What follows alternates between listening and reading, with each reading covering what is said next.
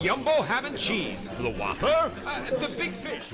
The best deal on Island just got even bigger. Choose from the iconic Whopper, crispy chicken sandwich, original chicken sandwich, the Big Fish, the Jumbo ham and cheese. And make any of them spicy. Any two for just $9. Only available at Burger King. Hey, have you started preparing for hurricane season yet? Not yet. I'm not sure where to start. Well, making a grocery shopping list is a good place to begin. You'll want to stock up on non-perishable food items like canned goods, peanut butter, and crackers. What about water? Definitely. You'll want to have plenty of bottled water on hand. And don't forget about hygiene and first aid supplies. That's a good point. Foster's has a great emergency kit checklist online. Just go to fosters.ky or look out for the helpful signs when shopping in store. Foster's. Better because we care. For the Record, proudly brought to you by Coca-Cola, available across the Cayman Islands from Tortuga Distributors. Accept no substitutes. Taste the feeling with Coca-Cola. Brand Source Home Gallery, inspiring luxury. West Bay Pharmacy, taking care of your health. And JN Money. From abroad to yard. Fast, affordable, convenient. Doctor's Hospital. Peace of mind is important when life happens. Doctor's Hospital, always there for you. Call 949-6066. And by the Steps 2023 National Health Survey. Visit gov.ky/steps to learn more. And Cayman Airways. Call them on 949-2311 to book your nonstop flights to Los Angeles and Panama. This is For the Record with Orett Connor. Coming to you live from Radio Cayman Studio. For the Record. For the Record. For the Record. Hear from your government officials, independents, and the opposition on issues that matter to you. For the Record. Engage in an open dialogue between residents and lawmakers. For the Record. For the Record. For the Record. Informative, impartial, insightful. This is your talk show. 1-800-534-8255. Your calls, your input. This is For the Record. And now, your host, Orett Connor.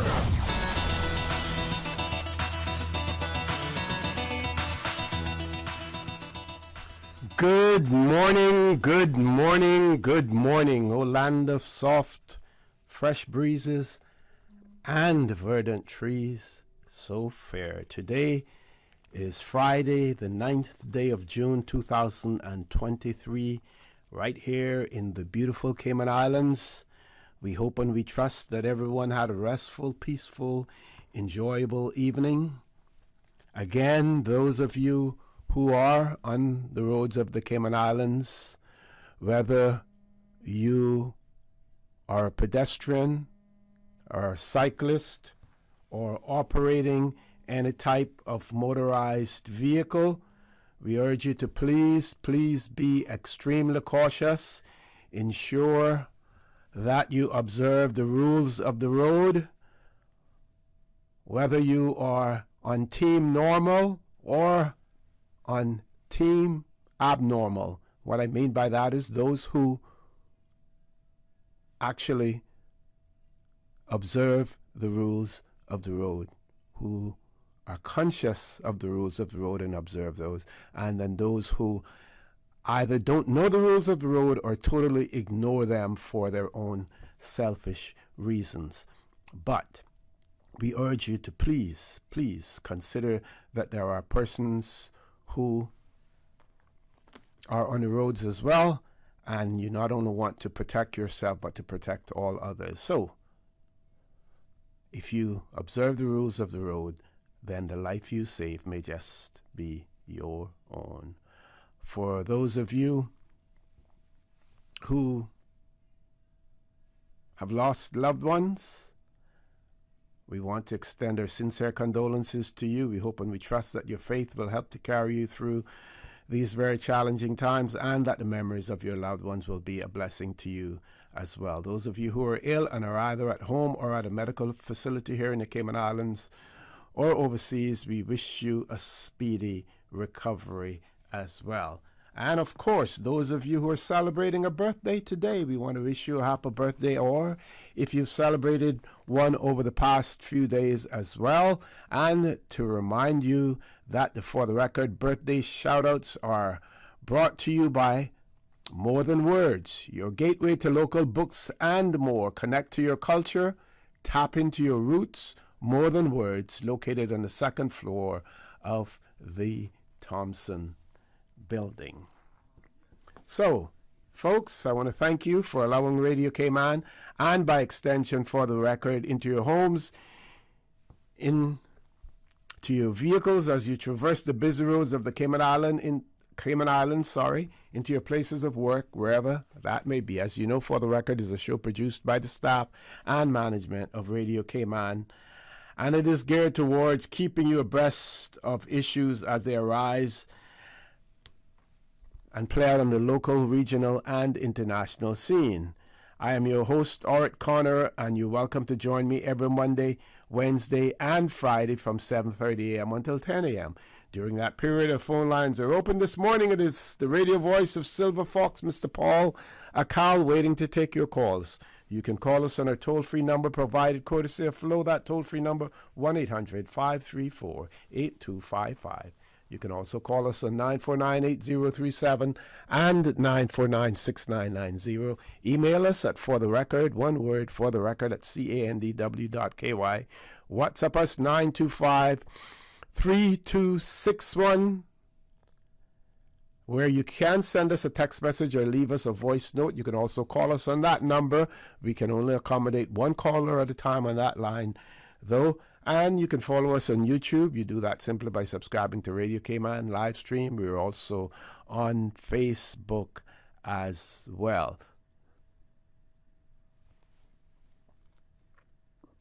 Okay, for those of you who are on our roads, we have just been informed that there is a two-vehicle accident on the CNB roundabout. So that right in front of the education center. So that, of course, will cause traffic to slow down even more this morning. So if you're out there, just please be patient, be courteous.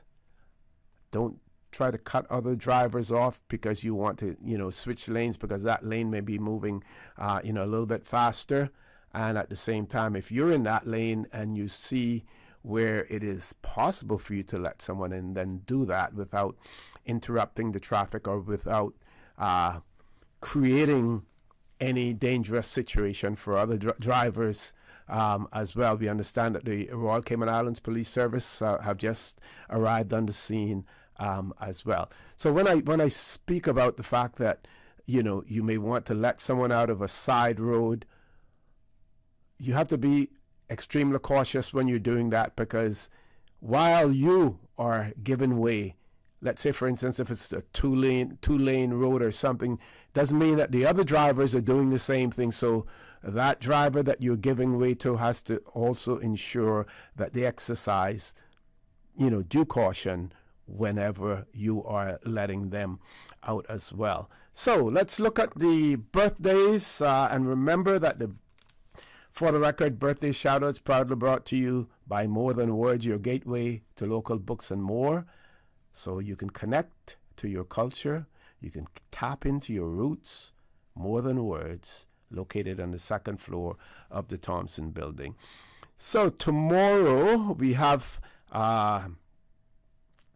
Daniel Doucet, who is celebrating his birthday tomorrow on the 10th of June. Then on Sunday, Miss Liz Walton over in the back celebrating a birthday on June the 11th. Colbert Miller also celebrating a birthday on June the 11th. Miss Tara Bush celebrating a birthday on June 11th. And none other than Minister Sabrina Turner. She will celebrate her birthday on Monday the 12th of June as well. So those are the birthday shout-outs that we're giving you today.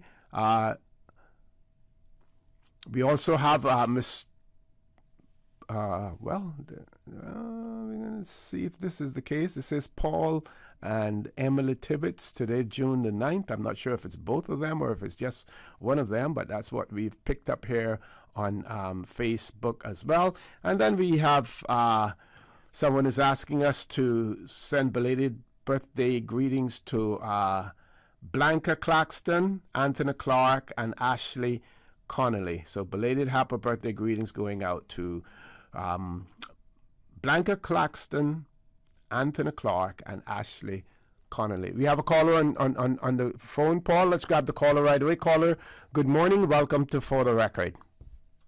Morning, Mr. O.C. Good morning. How are you doing? I'm doing good, and you? I'm fine. You have a birthday coming up soon too, right? Or has it come yet? Yes, at the end of the month. Yeah, I thought I saw that somewhere.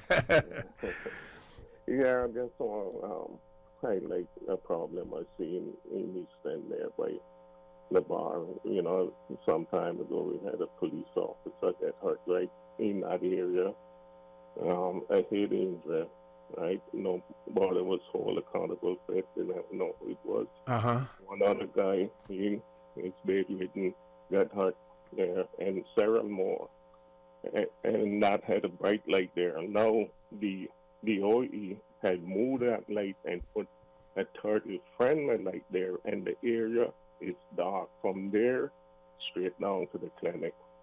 I don't know what they're thinking. If a human life don't value no more than a turtle life or what, but I know it's not good. And that's on the seaside as well, right? It's right across from there.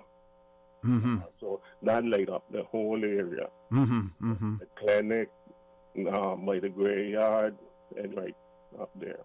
And it reminds me of in the 70s, that it was dark. Okay. And 3 business places in that area. So I just want to highlight that. I don't think it should happen. The police know that that's the area where they had problems already. Okay. They put light there. It's like the catering too for criminals, because they can hide in there. You can't see them, and wait to rob the bar or the little restaurant or the little shop there. They need to put that light back on. And I guess, do you think that it would help any if they were to alternate them when it isn't the nesting season? Because I would imagine that those lights are certainly much more effective during the nesting season, and then when it isn't nesting season, then revert back to the normal lights. You think that would work, or that?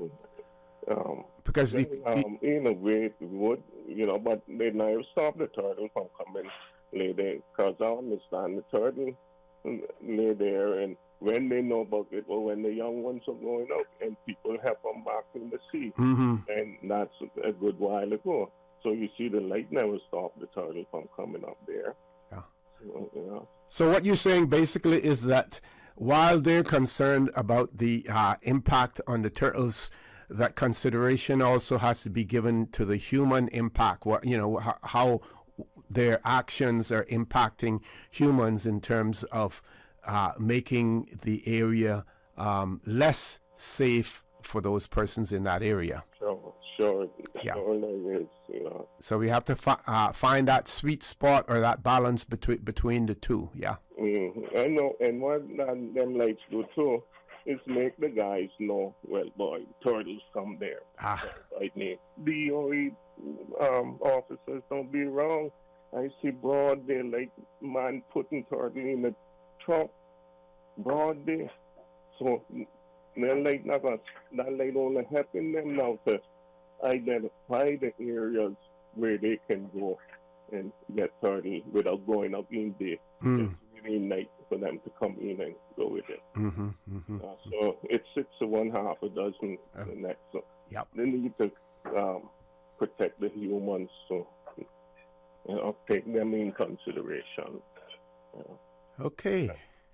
That's my input on that I see been going on. So I guess I'd like to highlight it, especially after people get hurt in that area. Yeah, thank you very much for that, and hopefully someone from the DOE is listening. But also we know that their officers are usually on patrol in that area during the week and on weekends as well. So if you get the opportunity to, you may want to speak to one of them and make that suggestion to them as well, or ask them to convey that on to their bosses. And I had experience with them, giving them things that happen in my yard. They never did nothing. And just tell me, they're not interested. They're only there for the money. So. Well, you got to try. You got to keep trying. You don't want to give up. Don't ever give up. And if you speak to them and you don't hear anything back, then send an email or call in to the Department of the Environment and leave a message. You have to keep. You have to be consistent. You have to be pushy when you're trying to sometimes to get your message across. I know sometimes we don't like to be that way, but sometimes it becomes necessary. Caller.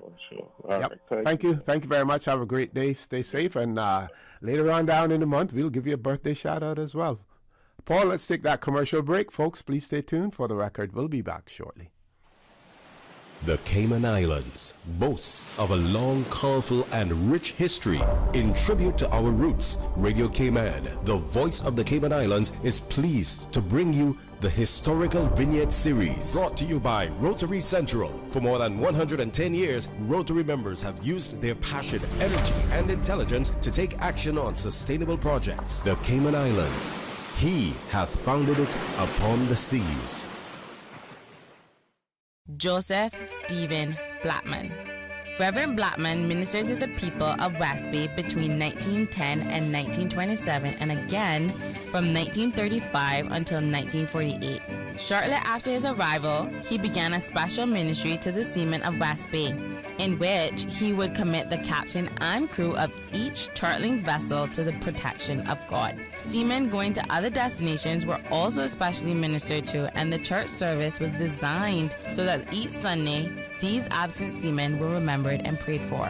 Reverend Blackman consistently worked with the young people of the community, always trying to instill Christian morals in their lives. He is especially remembered by older West Bay citizens for his ministry through Christian Endeavor, his prayer meeting, and the special prayer meetings during wartime. He was married to Anne Elizabeth Blackman. Reverend Blackman ministered to the West Bay community when life was difficult and transportation was mostly by foot. His remains are interred in the West Bay Cemetery among the people with whom he lived and worked.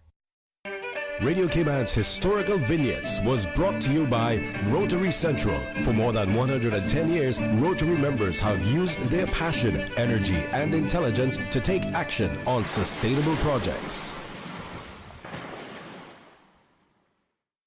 Since 1993, Rotary Central has worked diligently each year to provide quality bus shelters to our community.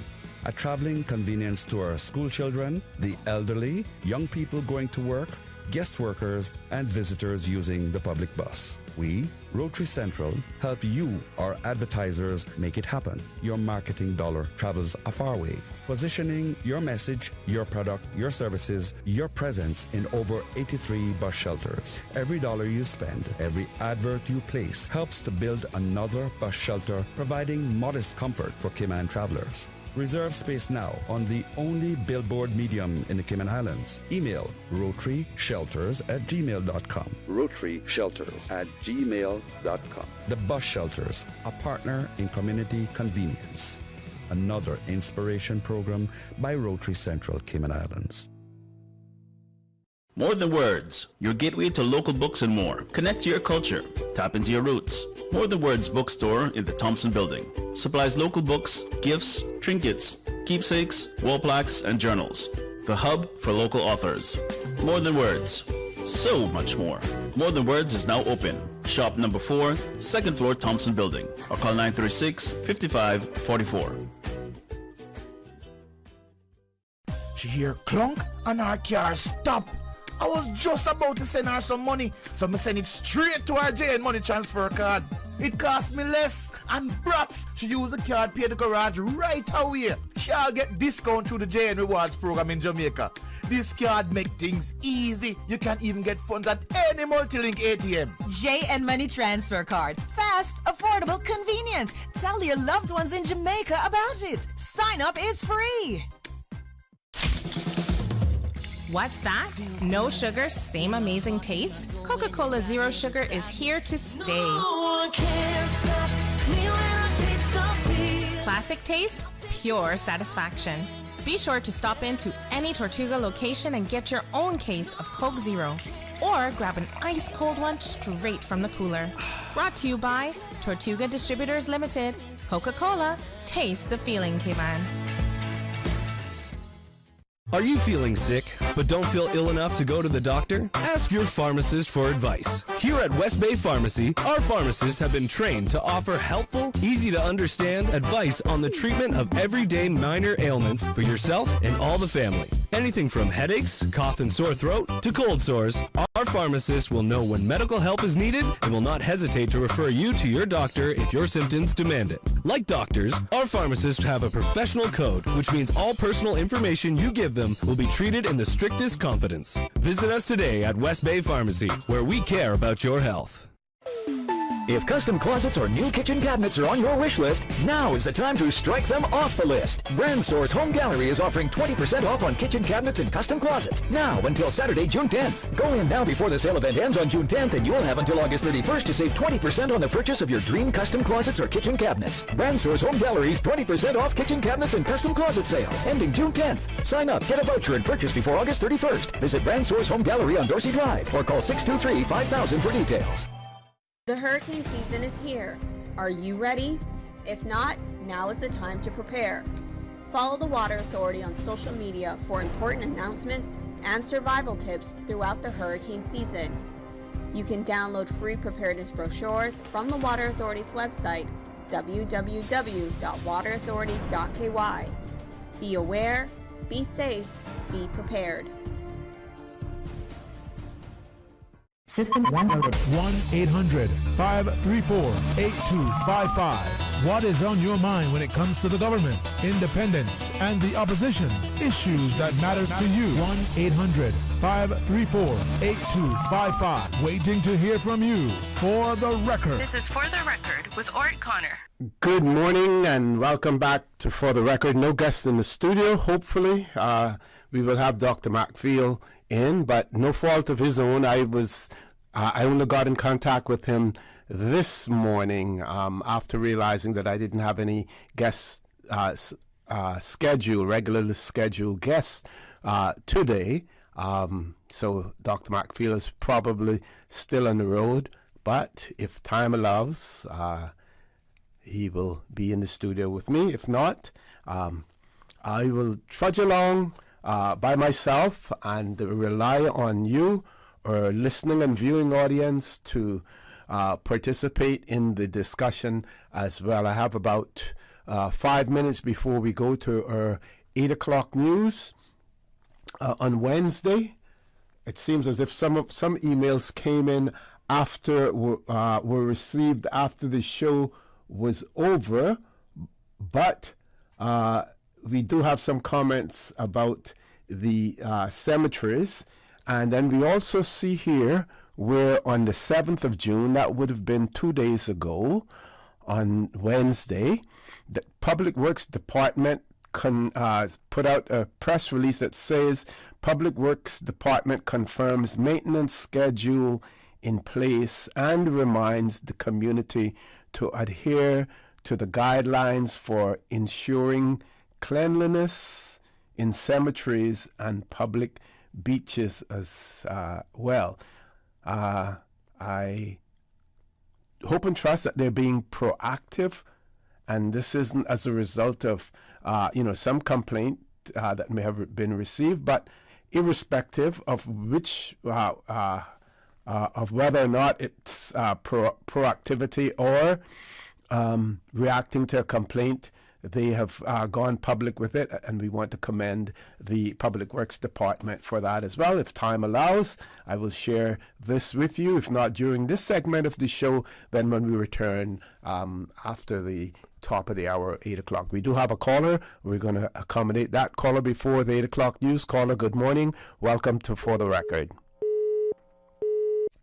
Getting a busy signal, Paul. There. Okay. I would advise that caller maybe try calling back after 8:15 when the news is over. So the Public Works Department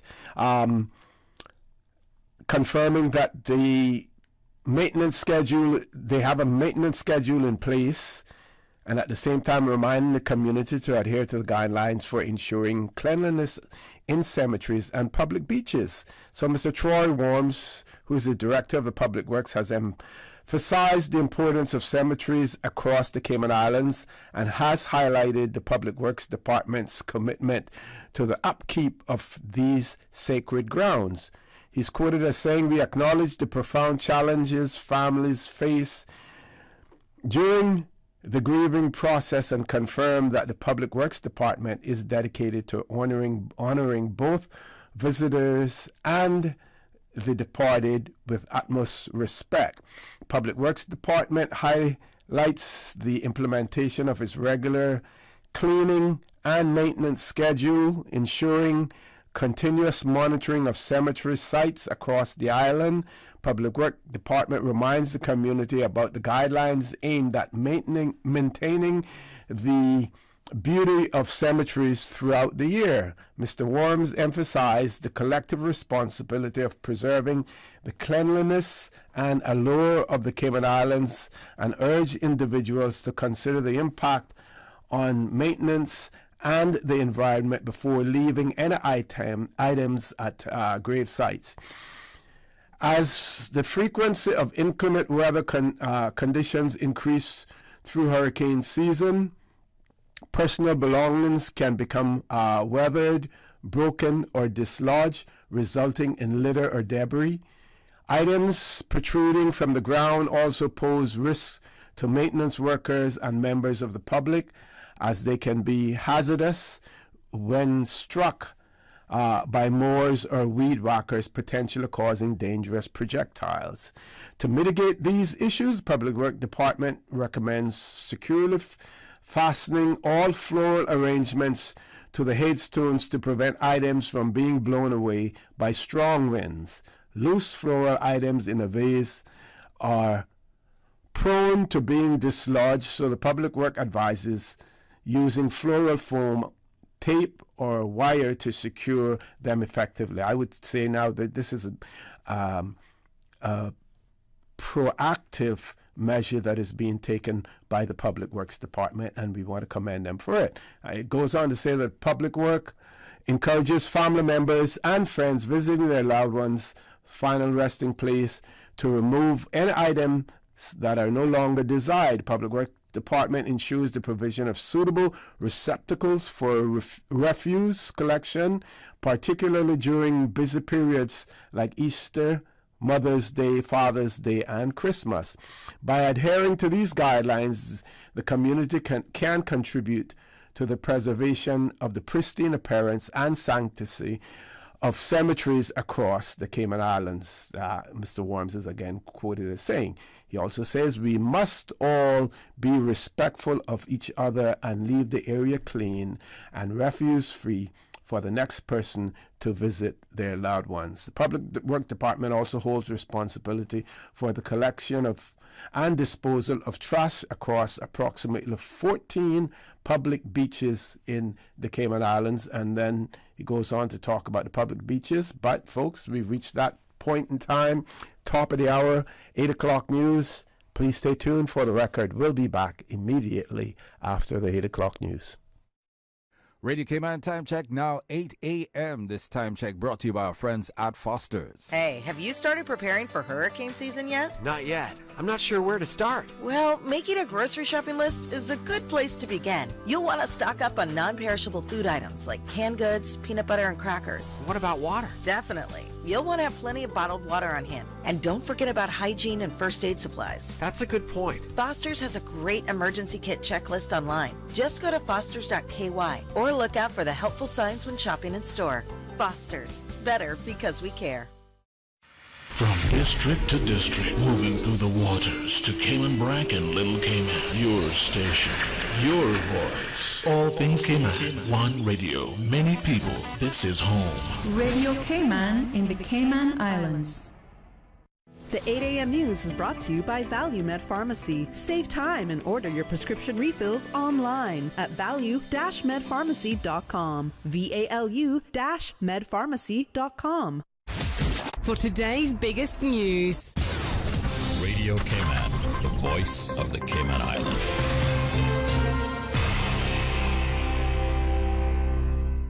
With your latest news, I'm Carsley Fuller. Police are on the hunt for two men after a Boddentown robbery. The Royal Cayman Islands Police Service says shortly before 9:50 p.m. on Wednesday, officers were called to a report of a robbery on a liquor store in Boddentown Road. It was reported that two masked men busted into the store, one armed with a machete, and demanded cash from the register. They then took off on foot after snatching cash and other items. No one was injured during the incident. Lawmakers are heading back to Parliament this morning, expecting to wrap up the remaining items on this meeting's agenda. CIG-TV's Donna Bush reports. Well, on Thursday, government and opposition members met in the second sitting of this session of Parliament. Reports were presented, while a number of private members' motions were moved on various topics, including interest rates, pension and employee benefits reform, as well as reducing duty on medicines, medical and surgical supplies. One question was listed for the day regarding whether the mental health facility is still on track to be handed over at the end of June this year. Now, annual reports were laid before Parliament, included one from OFRAG, the ministry, another from the Ministry of Investment, Innovation and Social Development, and another from the Office of the Commissioner of Police. Make sure to tune in to our sister station, Breeze 105.3 FM, to hear the proceedings live. And there was an official housewarming event for Caymanians who bought homes through the Affordable Housing Initiative. Radio Cayman's Dion Anglin reports. 7 Caymanian families celebrate the purchase of homes in the East End Heights development through the Affordable Housing Initiative, managed by the National Housing Development Trust, NHDT. Ministry of Planning, Agriculture, Housing and Infrastructure Parliamentary Secretary, the Honorable Isaac Rankin, says over the last 2 years, 23 Caymanian families in East End Heights have been able to purchase affordable housing. Mr. Rankin said he was excited to welcome them to home ownership in East End Heights and to have helped make this possible. The National Housing Development Trust is a government-owned, not-for-profit company overseen by the ministry. Its mission is to construct and provide affordable homes in planned communities, offer easier financing opportunities, and provide management systems that add security, value, and ownership that may impact a sense of pride in hard-working Caymanians who are placed in the low and middle-income category. Under the NHDT's Affordable Housing Initiative, a total of 23 affordable houses have been built at East End Heights with a goal of completing 50 at the site. The new homeowners in the East End Heights were provided with gift certificates and a celebratory gift bag from the ministry in partnership with CUC, the Water Authority Cayman, and other generous donors. Reporting for Radio Cayman News, I'm Dion Anglin. Now with a check of international news, here's the BBC, which will take us out of the newscast. I'm Carsley Fuller. BBC News. Scientists say there's evidence of a significant explosion in the area of the Kakhovka Dam in Ukraine at the same time that it was breached. Ukraine has released a recording which it says is of Russian military figures discussing how the dam was sabotaged, but this can't be verified yet. Donald Trump has become the first former U.S. president to ever face federal criminal charges. The Department of Justice has indicted him over the handling of hundreds of classified documents after he left the White House in 2021. New research from India suggests that there are now more than 100 million people there with diabetes, a number far higher than previously thought, and is expected to grow. One of the report's authors called the situation a ticking time bomb.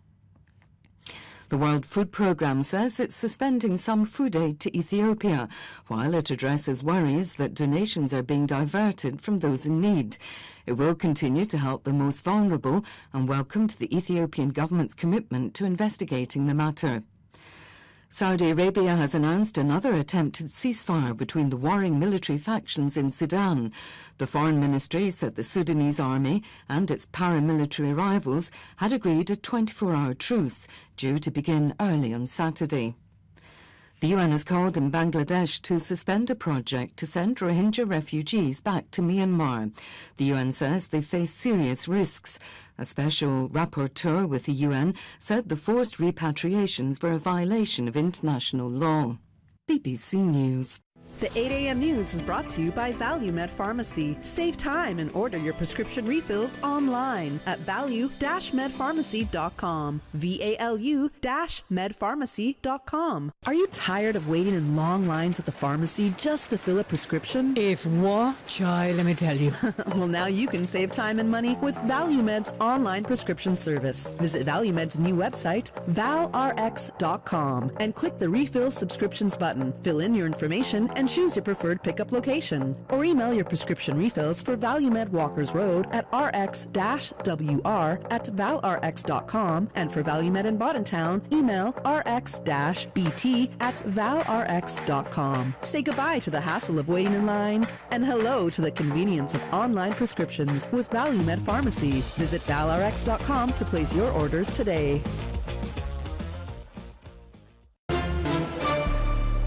Stay in touch with Radio Cayman with the latest up-to-date, accurate news and information. For your convenience, the headline news will be repeated on our sister station, Breeze 105.3 FM, weekdays at 8:30 a.m. Follow Radio Cayman on social media, Facebook, Instagram, Twitter, or download the Radio Cayman app in the App Store, or log on to www.radiocayman.gov.ky and stay connected to what's happening in the community. Radio Cayman, your voice, your choice, your radio. You know, as a little girl, I dreamt of traveling to faraway places and foreign lands. I tell you what though, no more dreaming. This summer, I'm going flying with Cayman Airways. How blessed are we in the Cayman Islands to have a very own national airline? Girl, you can fly to so many international destinations without the hassle of connecting flights. On top of Jamaica, Cuba, and Honduras, you got non-stop flights from Cayman to New York, Miami, Tampa, and even Denver, Los Angeles, and now Panama. Going to be a little cafe con leche and Hollywood Squares for this old gal this summer. Make your travel dreams come true with Cayman Airways, offering non-stop flights for non-stop adventures in Panama, LA, and many more places in between. For details and to book, call 949-2311, contact a travel agent, or visit CaymanAirways.com. The 22nd Annual Talent Exposition of the Arts, Humility, is here. Presented by the New Self-Help Foundation, Sunday, June 25th at the Hartwell Theater. Awesome performances by Rico Rolando. Yeah, she twerking on some band and I'm about to make a dance, yeah. Dream Chasers, Radiance Dance Studio, UCCI Dancers, Centerpoint Dance Studio, Sparks School of Performing Arts, Dan Ebanks, and more. Hosted by Anika Connolly and Lloyd Barker. Part of the proceeds from the talent exposition go to support the training program of the arts. Tickets available from Number One Shoe Shop and Winner's Circle Sports. Prepaid $15 or $20 at the gate. The 2023 Talent Exposition of the Arts, Humility, Sunday, June 25th at the Hartwell Theater. Gates open at 5 p.m. Show starts at 6 p.m. Get your tickets today. The 8:12 a.m. weather report brought to you by CG Brickay, where people come first.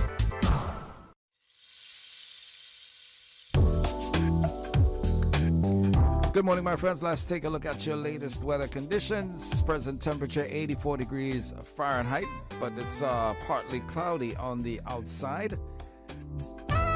Feels like about 95. Winds are out of the south at 5 miles per hour. Relative humidity about 85%. Barometric pressure is at 29.85 inches and dropping. Light to moderate winds and seas are expected to continue across the Cayman Islands over the next 24 hours due to a weak pressure gradient across the northwest Caribbean. An upper level trough will support isolated showers across our area. So for today, our forecast calls for cloudy skies with a 40% chance of showers and possible thunder. They say showers may become locally heavy at times, leading to flooding of low-lying areas. Temperatures will rise to the upper 80s. Winds will be south to southwest at 10 to 15 knots. Seas will be slight to moderate with wave heights of 2 to 4 feet. Then later tonight, cloudy skies with a 40% chance of showers and possible thunder. Temperatures will fall to the upper 70s. Winds will be south to southeast at 5 to 10 knots. Seas will be slight to moderate with wave heights of 2 to 4 feet. Low tide is coming up in the next hour at 9:07. It's going to be high at 2:48 this afternoon and low at 8:56 tonight. Sunset is at 7:01, and the outlook is for moderate to fresh southeasterly winds from Saturday evening as the pressure gradient tightens over the northwest Caribbean. And that, my friends, is your latest weather, brought to you by our good friends at CG Bridke. Take some advice from your Aunt Angie. Don't lie on your resume. Because if you say you've got trapeze experience, someone might shoot you out of a cannon and expect you to do a gymnast routine while flying through the air at 82 miles an hour. And just because you want to land on your feet doesn't mean you will. But if you're smart, you'll have CG medical insurance, so you get the best coverage for the price. Get the best coverage for the price. CG Britke. Good like that. All benefits are subject to policy provisions, including eligibility at the time of service. The 8:12 a.m. weather report brought to you by CG Britke, where people come first. During these unprecedented times, Radio Cayman, the voice of the Cayman Islands, is pleased to bring you the Cayman Strong Series. The Cayman Strong Series is brought to you by Encourse Cayman. Visit encourse.ky to view a full list of wellness services and their qualified team. Encourse Cayman, health, wellness, and happiness.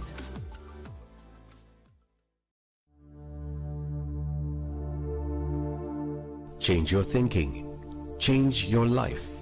Developing the giver's mindset can bolster any relationship.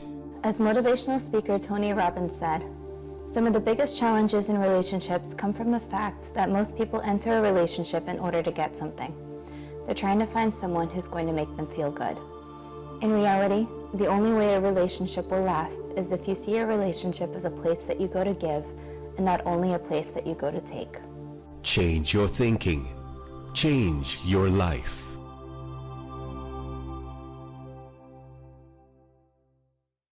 During these unprecedented times, Radio Cayman, the voice of the Cayman Islands, is pleased to bring you the Cayman Strong Series. The Cayman Strong Series is brought to you by Encourse Cayman. Visit encourse.ky to view a full list of wellness services and their qualified team. Encourse Cayman, health, wellness, and happiness. These days, feelings of loneliness, anxiety, stress, and depression can be overwhelming. Just know you are not alone. Encourse Cayman offers private mental health services for children, teens, adults, and groups. Visit encourse.ky to view a full list of wellness services and their qualified team. Encourse Cayman, health, wellness, and happiness. The traffic report is brought to you by Subway. Planning a meeting, event, or office celebration? Visit subway.ky to place your catering order today. Good morning, my friends. Let's quickly take a look at the traffic flow this morning time here in Grand Cayman. Of course, coming out of the Eastern District, some free flow of traffic until getting nearer to the Georgetown area. Getting to the Red Bay roundabout, you'll run into some traffic. If you try to get into your respective lanes, those going through South Sound will experience some slow-moving traffic. But of course, we'll be moving, and those continuing on through Walker's Road or continuing through South Church Street, expect some traffic as you get closer to the Georgetown area, with some parents taking their kids to schools along the Walker's Road area. Of course, if you're traversing along the Linford Pearson and Crew Road, yes, slow-paced traffic is in that area. And also looking at Bobby Thompson Way, we've got some traffic there as well, coming on to Elgin Avenue.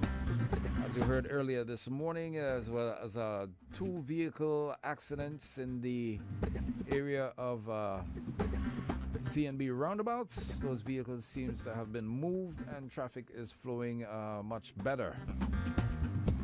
West Bay Road, traffic seems to be flowing smooth. Looking out from the Ritz-Carlton, of course, traffic flowing smoothly. And then West Bay area itself, light to moderate traffic. If you're heading towards the airport to catch a flight, got some light moderate traffic as well along Roberts Drive. Most streets in Georgetown fair to find. Godfrey Nixon Way looking fine. Eastern Avenue, very light traffic along Shedden Road as well. Similar with Edward Street.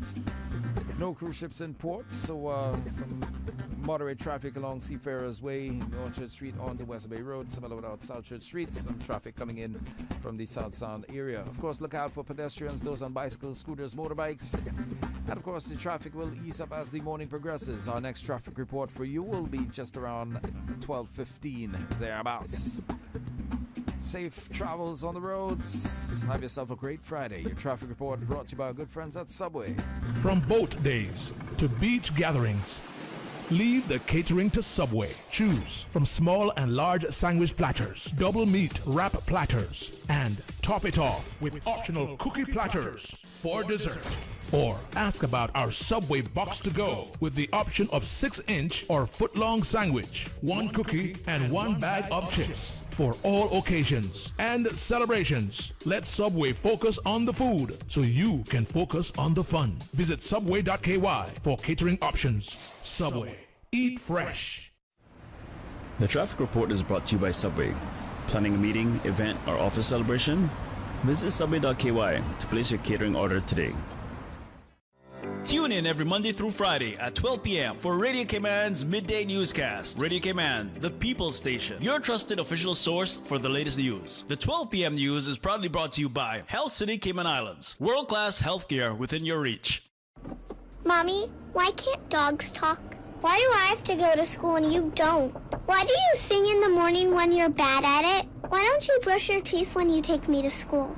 Why doesn't it ever snow here? Why does Daddy take the bus to work?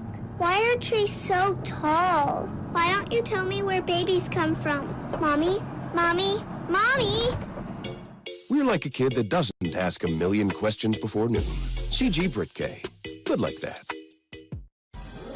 I've got some beautiful clothes. I know just where they go. Puritan Cleaners. Puritan Cleaners, now using the most popular and eco-friendly cleaning solvents. 2 convenient locations to serve you: Savannah Countryside and Eastern Avenue, Georgetown. Drive-through, rain or shine, free pickup and delivery services available. Call Puritan Cleaners 949-7104. Also ask about our in-house discounts. Puritan Cleaners, you feel good when you look good. Puritan Cleaners, 949-7104. That's 949-7104. 89.9 Radio Cayman helps you to weather the storm during this hurricane season. One of the most crucial elements of hurricane preparedness is storm awareness. During the season, it is of utmost importance to pay attention to the latest local weather forecast, as hurricanes do not suddenly form or strike. There are various methods of advanced notification. Utilizing such may be the difference between a favorable outcome and disaster. Both television and radio serve as excellent mediums with up-to-the-minute storm path information in the wake of a hurricane. Another method of tracking a hurricane may be only arm's length away. Your smartphone or tablet can be your most valuable tool before, during, and after a storm, providing countless numbers of apps with crucial hurricane information. Many apps allow you to track storms with moving radar and satellite imagery, plus offer alerts, current conditions, forecasts, advisories, and even video. This hurricane preparedness tip was brought to you by your community radio station, Radio Cayman, 89.9 FM. For the record, with Orett Connor. Initiating system. For information that matters. For the record, with Orett Connor. Continues right now on Radio Cayman. Good morning and welcome back to For the Record. We have a caller on hold, but have a few WhatsApp messages that we want to share first as well. First thing I'd like to do, I didn't mention it earlier in my opening monologue, simply because I didn't have full confirmation of it, even though the sources that I saw this information coming from were credible sources. But we are made to understand that Captain Eldon Colonel passed away last night, and we want to extend our sincere condolences to the Colonel family. Of course, Captain Eldon, one of the prominent entrepreneurs here in the Cayman Islands, the Colonel family, renowned merchants as well as ship owners and I'll do some research over the weekend. And of course, I wouldn't want to upstage any things that may be done otherwise, but to give some background on Captain Ellen, at least, in his political life as well. So again, we want to extend sincere condolences to the Cockernell family on the passing of Captain Eldon Cockernell. Also, we have some birthday greetings, of other birthday greetings as well. We have Miss Veronica Brown, who's works at the Port Authority. Some of you may know her as Ronnie. Miss Veronica Brown, she's celebrating a birthday today, 65 years of age, and all of her co-workers want to wish her a happy birthday as well. So Miss Ronnie, happy birthday to you. Also, birthday greetings going out to Miss Kathy Gomez, coming from her co-workers as well. So happy birthday to Miss Kathy Gomez as well. So folks, with that, let's go to the phone lines. Caller, good morning. Welcome to For the Record. Good morning, O.C. Good morning. How are you? I am good, my friend. I am good. Just would like to give my deepest condolences to the Cockernell family.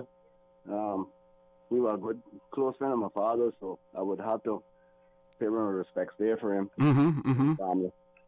Very strong man. Very strong.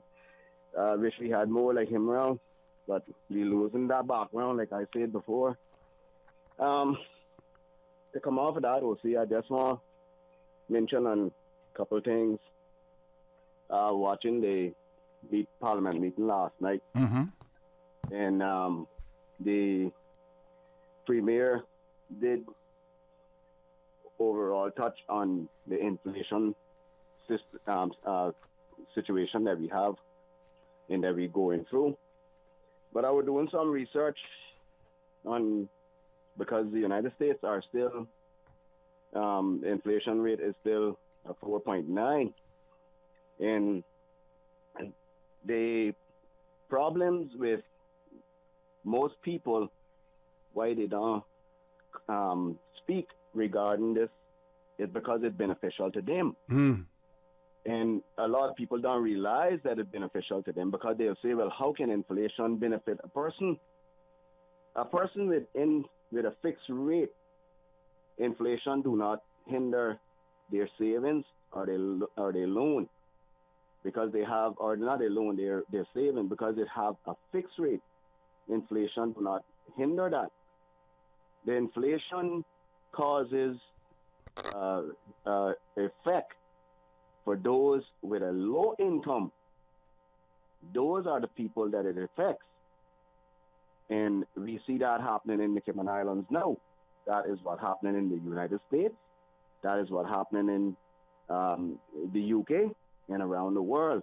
Inflation is something that can benefit one, or it's something that can hurt the other. And when we hear people silent on these things, they are the ones that do not want to raise the issue of inflation to the public, knowing that the public do not have the knowledge of what is happening. If people take the time and they read and try to understand some little thing, they'll be more aware of how the banks are treating them and where to act and how to act. Okay. Now, I just want to make clear, you're talking about the inflation rate, or you're talking about the interest rate? Which one? The interest rate and the inflation. Okay. The inflation Okay. is what, yeah. Because inflation, basically,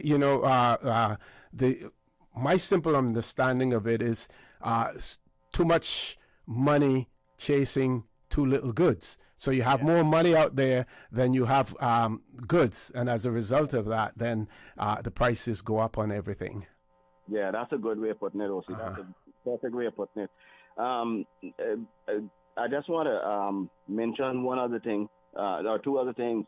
When you were speaking this morning, opening your show, you always mention about the driving. O.C., I asked the question over and over. How can people read the signs when they can't read? How can people get a license when they can't read and write? how it is that they can be put on the road if they do not know the rules, the signs, and all that lies within the regulations of driving.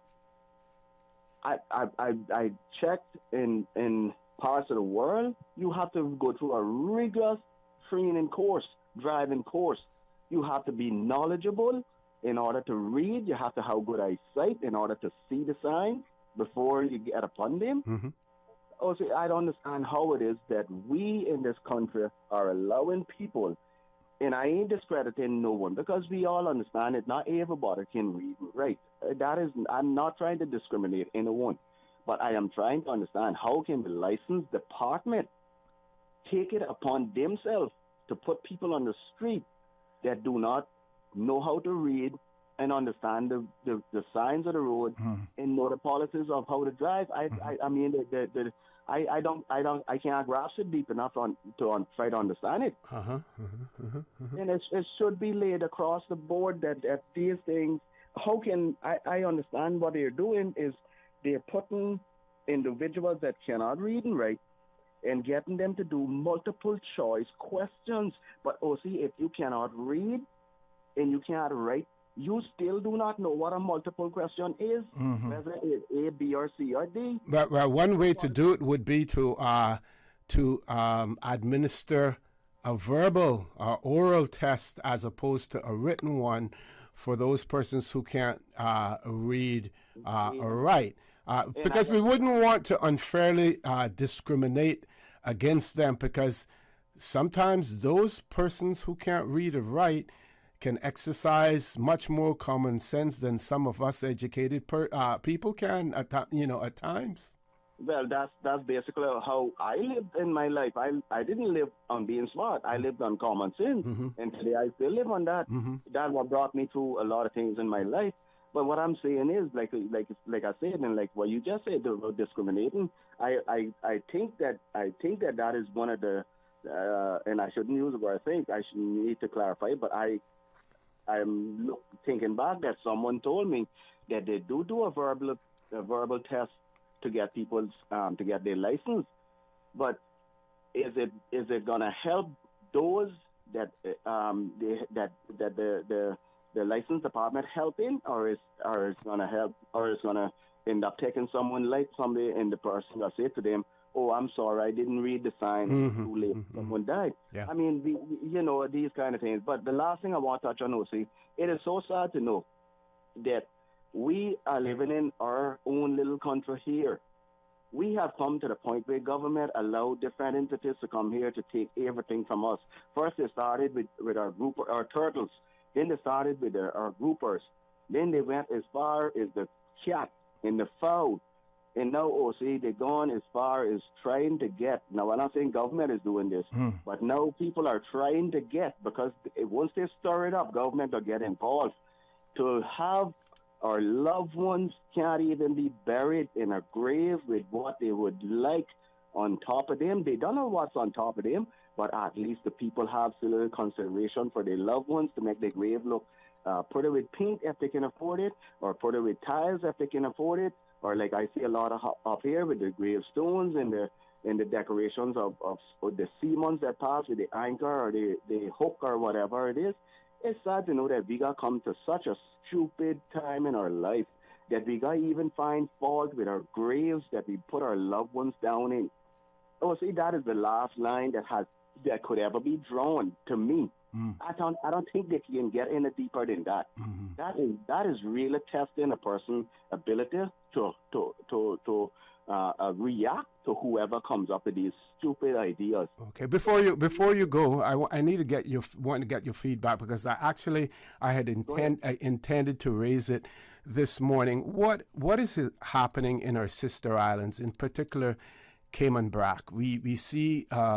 I saw a police report the other day about boat engines that had been stolen. They had been seized, and now they have been stolen. But I keep hearing persons, I haven't been to the Brac in quite a while, but I keep hearing persons talking about the situation in the Brac as far as drug use is concerned, that you literally have some people who are walking around there like zombies, If that is the case, because like I said, I haven't been there, so I can't verify it, but based on what I'm hearing, the sister islands, and in particular Cayman Brac, has a serious drug problem, and I'm curious to know whether or not it is being addressed.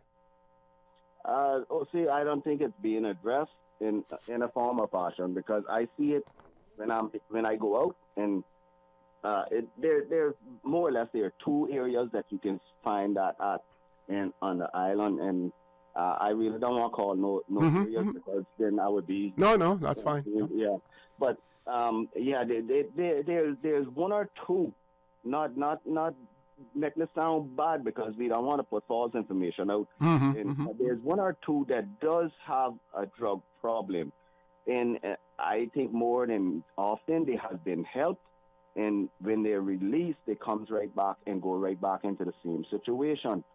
So it's not helping them in a sense. It looks like it's only getting them more, it's giving them more of a crave that when they come out back into society, then they want more. And they are an issue right now on the island with them. And I am understanding that the robbery took place from a custom facility or some sort of holding facility. And I can't understand. I look after that building many times, and I don't understand how someone could take the risk of breaking into that place to remove items when there are cameras in that area. I don't understand. So someone knows something that I don't know about, and to me, it seems to be something that someone has looked at in a long time. First of all, Lucy, why I don't understand. How do they know what is in that storage? Because that storage is not allowed for the public to go in there. It's only the immigration officers that go there. It has like a 10 or a 12-foot fencing right around the whole structure. And there, it's like a huge garage door that opens, and then I think it's a metal door that opens to get into the main building itself. But how can you go and take a risk to rob from a building such as that, knowing that cameras on the other buildings are up at an elevated height and watching the entire area? Yeah, but you would admit that the level of petty crime as well as serious crimes in Cayman Brac has gone up somewhat. Yeah. Oh yeah. It has. It seems, I always call it idleness. It seems like the idleness is growing here.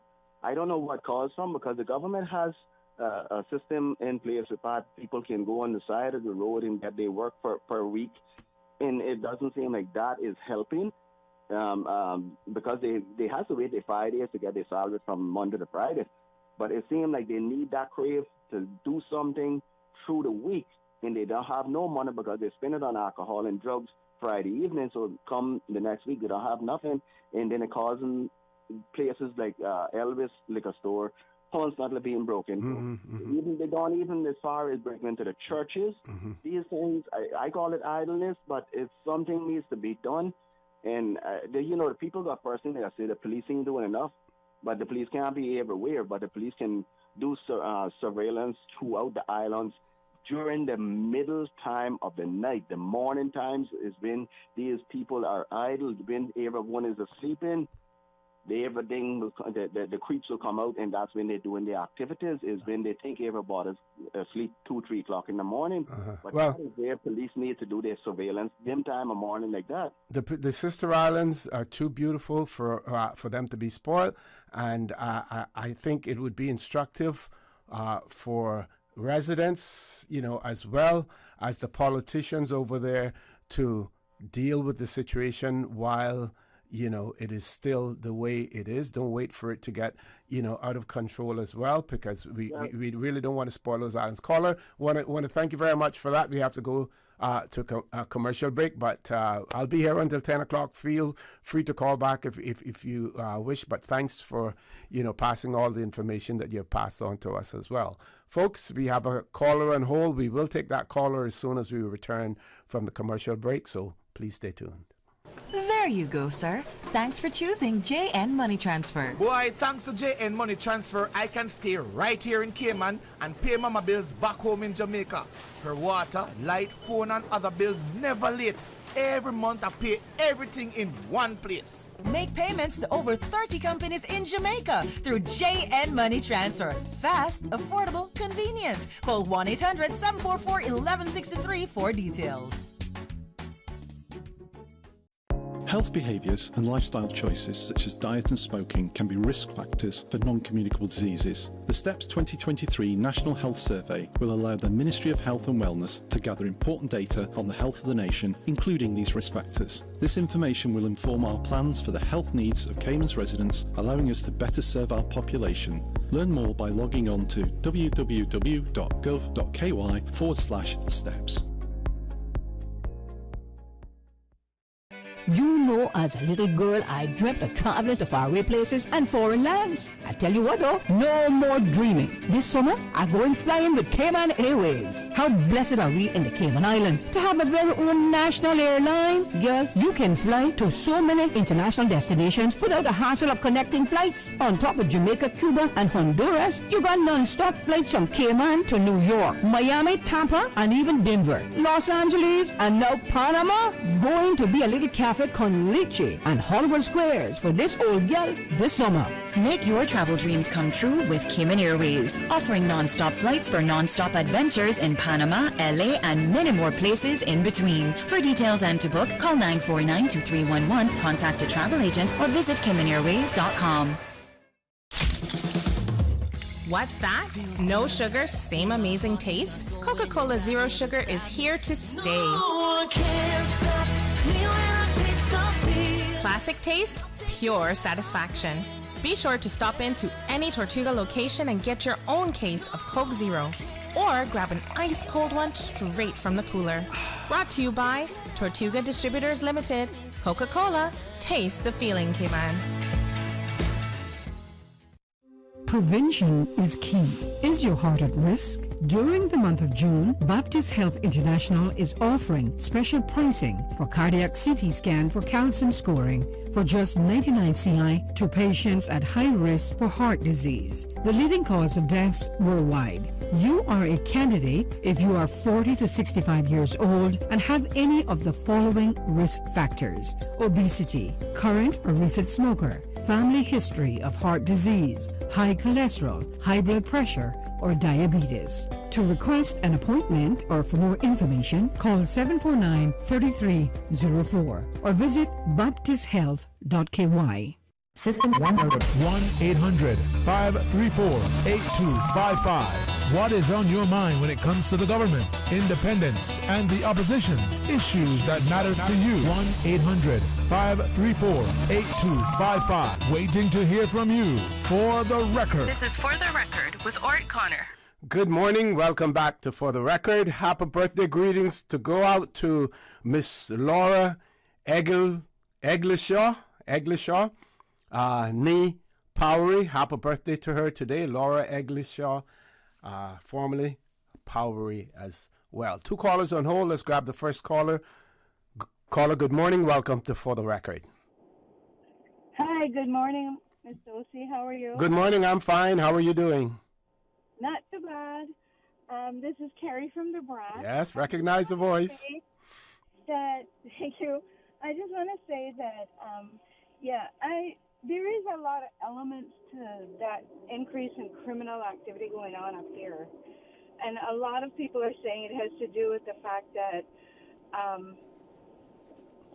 individuals are being shipped over here that are known criminals, have a big burglary background, been in prison for burglarizing this and that or the other break-ins, and they're being sent up here and put under road work cleanup crews. And that's being talked all over, and members of that cleanup crew has said that to me as well as other people in the community. So these people, they don't have any connection with the BRAC otherwise? No, or they may have friends up here or a relative up here or something, but some of them are being removed out of Grand and brought up here and put on the road cleanup crew, Mr. Connor. And the government needs to really be honest to us about that fact. and not only be honest, but tell us who they are so we're aware. And we're being told that some of these individuals are just scouting the areas while they're on the cleanup crew. And I think what should have happened with that, the stuff that was stolen out of the CBC warehouse lockup there for evidence, I think that's what it was. It was confiscated engines, and it was there for evidence. They should have cameras on that building.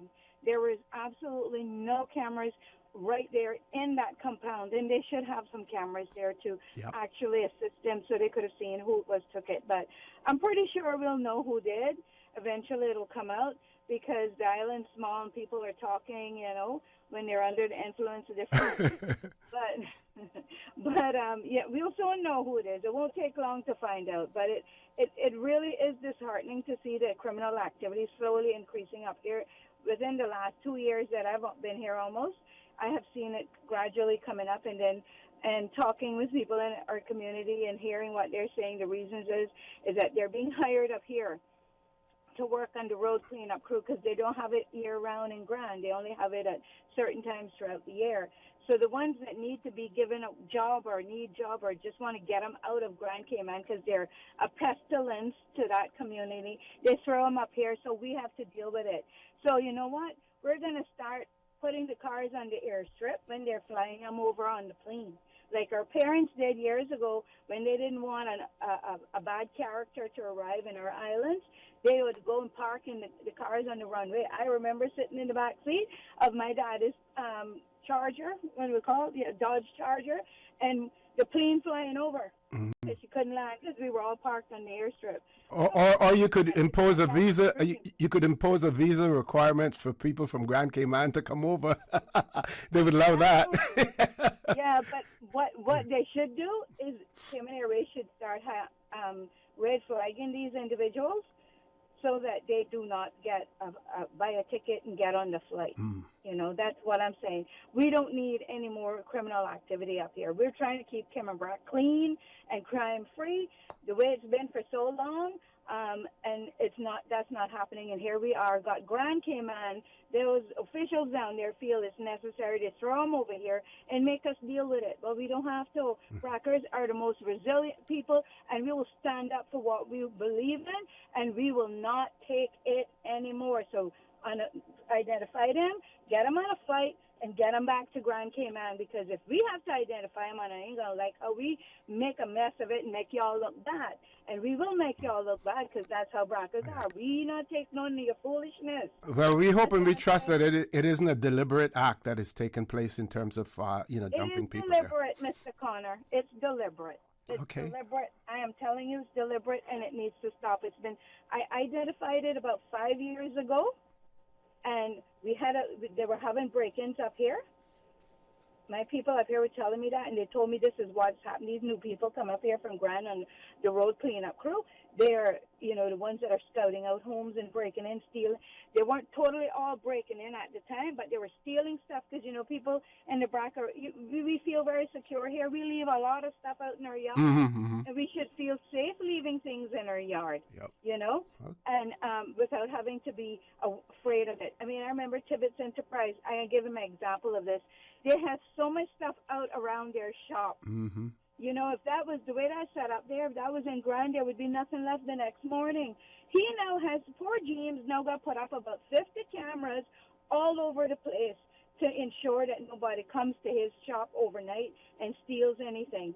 But this is where we're going in the Brac, and they need to identify those individuals on the cleanup crew and get them out of here and put them back in Cayman and find work for them down there somewhere. But don't send them up here on the cleanup crew, because what that is doing is encouraging them to go back at night and steal from people from their homes and break in and take what they want. And that's just very bad. Okay. Anyway, that's my 2 cents. Thank you. Today. Thank you very much, caller, for that. Before we go to a commercial break, we want to give some birthday shout-out.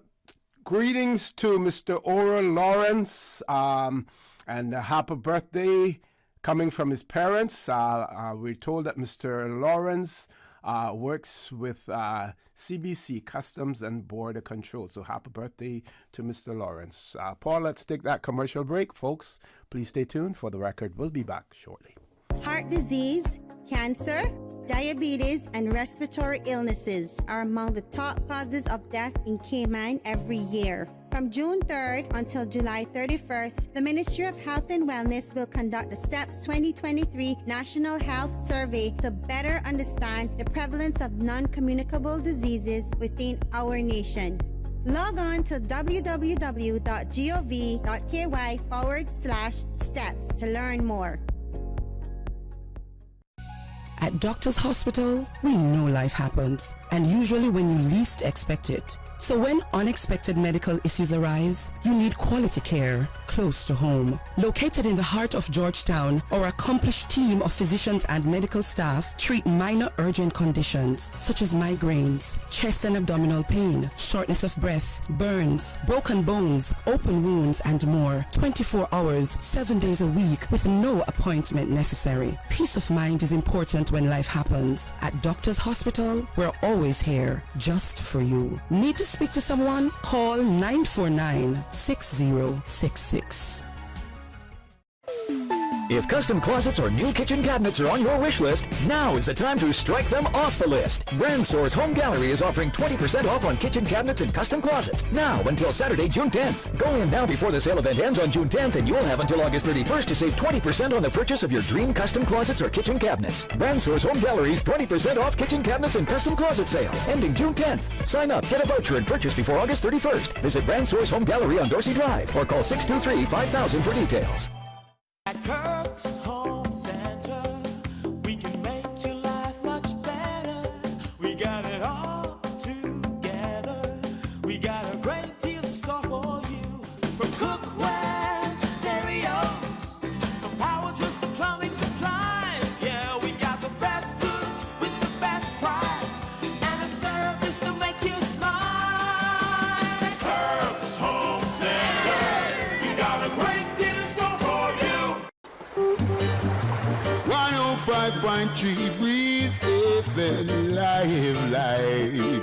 Now it's an Ironman Bushman representing for 105.3 Breeze FM. Hey, this is DJ Lynn. Join me Sundays from 2 p.m. to 6 p.m. on Breeze 105.3 for Beach and Reggae Sundays. Whether you're out in a boat, in the backyard, or simply on the beach catching some sun, it's the perfect way to unwind for the weekend as the sun sets on our beautiful Caribbean Sea. Join us this Sunday from 2 p.m. on Breeze 105.3 Beach and Reggae Sundays.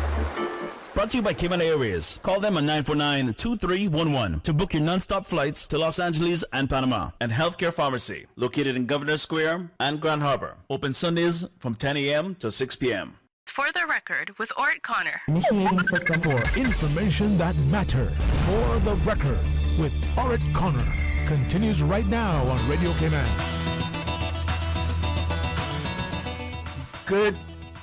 Good morning and welcome back to For the Record. No guests in the studio. I want to share some of the messages that I received on Wednesday. Some of these may have come in. No, actually, this one came in at 9 o'clock. For some reason, I didn't see it or it was sent at 9 something. So this person says, good morning, OC and Dr. Steve. I value the comments made by callers about the color of the vaults at graveyards. However, I personally think that the white graves can be enhanced by gravestones, flowers, etc. where desired. Whitewash was the traditional color, and culturally, I believe this should remain. Just my views, which I'm happy for you to share with your audience. I want to thank that listener and writer for that.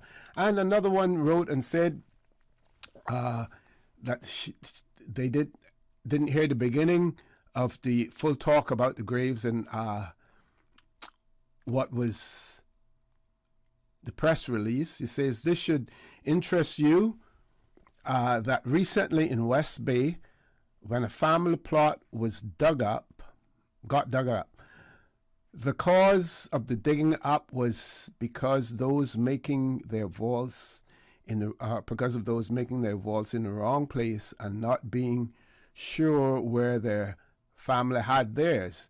The wrongdoers had no permission to make the vaults. This matter is still pending, and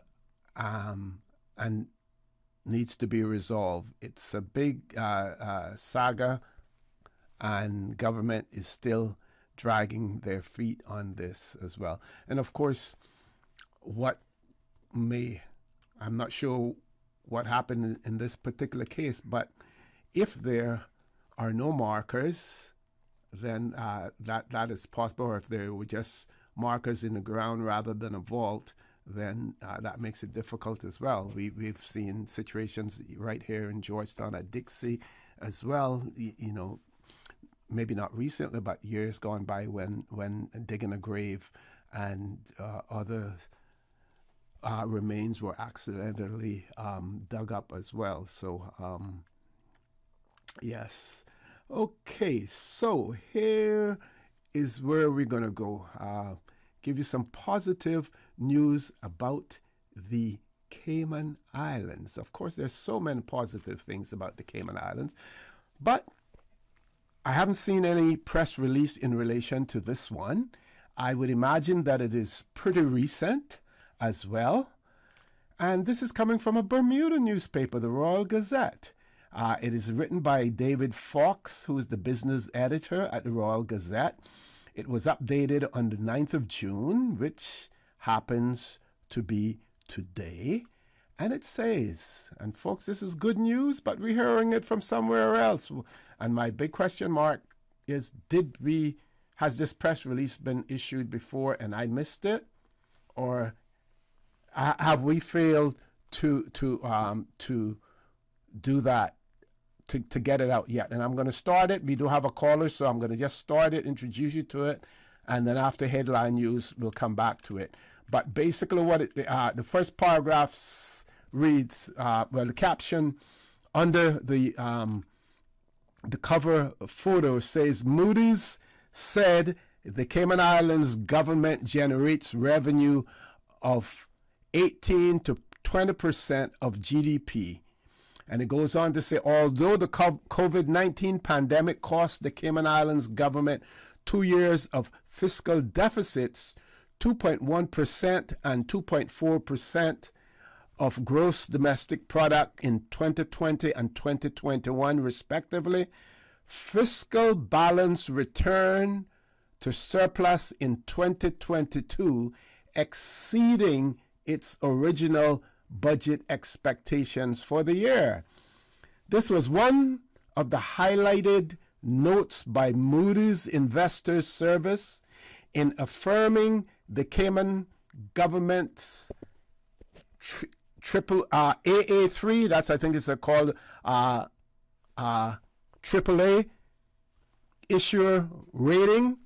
The outlook remains stable. Good news about the Cayman Islands. I'll share more of it with you.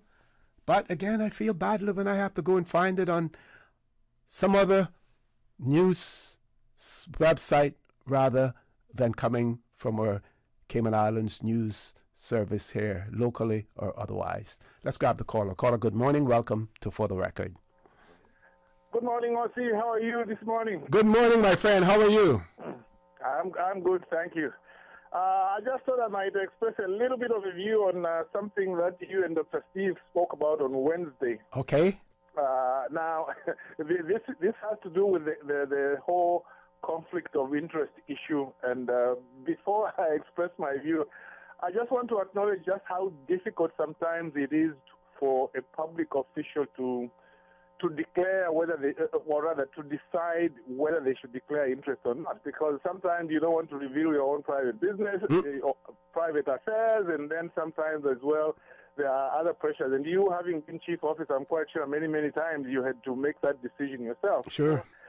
Yeah, but I think, I don't know how much guidance there is on this in government at the moment, but it does seem to me that if there isn't, maybe they might look at it. You see, the issue relating to the Honorable Heather Borden, I listened to what you and Dr. Steve said, and I think your explanations were very good in the sense that there is clearly nothing toward, and she did not stand to benefit anything, and all those explanations are good. But I'll tell you what the issue is. The issue really is that discussion should have taken place before. Mm-hmm. Okay, you see, that is something that she would have in the House gotten up and said, well, Mr. Speaker, I do not think that there's anything untoward in me participating in this debate, but let me disclose that this is the position. And then she would explain how the connection is and so on. And then she can say, well, it is for the House to decide whether I should recuse myself from the discussion, or I can discuss it to represent my people, but I will not vote. And usually a decision will be taken by Parliament through the Speaker. And that... Once they're aware that there is a perceived conflict. Exactly. Yeah. Once they are aware that there's a perceived conflict, and they may well quickly say, "Oh no, there's no conflict. Actually, just go ahead. We are agreed that you can participate." That is always better, because also it happened with the honourable leader of the opposition a few weeks ago when he was called out by the Honourable Kenneth Bryan to say, well, but your wife works for a certain, I won't name the organization and a certain particular project. And then the leader of the opposition the next day made a very detailed and again a very good statement to indicate that there is no chance that his wife would benefit from that. She is not at that decision-making level and so on. And the explanation was good. But yet again, do you see, we ended up having to talk about it. It would have been much better if he had disclosed it before, and then the body would have made up their mind. So in dealing with issues of conflict of interest, one has to consider that you want to kill the issue at the beginning. You do not want people to discuss it in a reactive way, because no matter how much explanation you give, once you deal with it in a reactive way, there will always be some people who think, well, why didn't you disclose at the very beginning? Let me just say something very quickly. When we were working on the standards in public life law, and somebody in government who I was working with on that, he said, well, you know what some people do when they declare interest? Like they declare interest. Like they say, well, you know what, Mr. Chairman, I have to declare interest here because my wife is involved in this. But anyway, just my views off the record, as far as you know. Yes.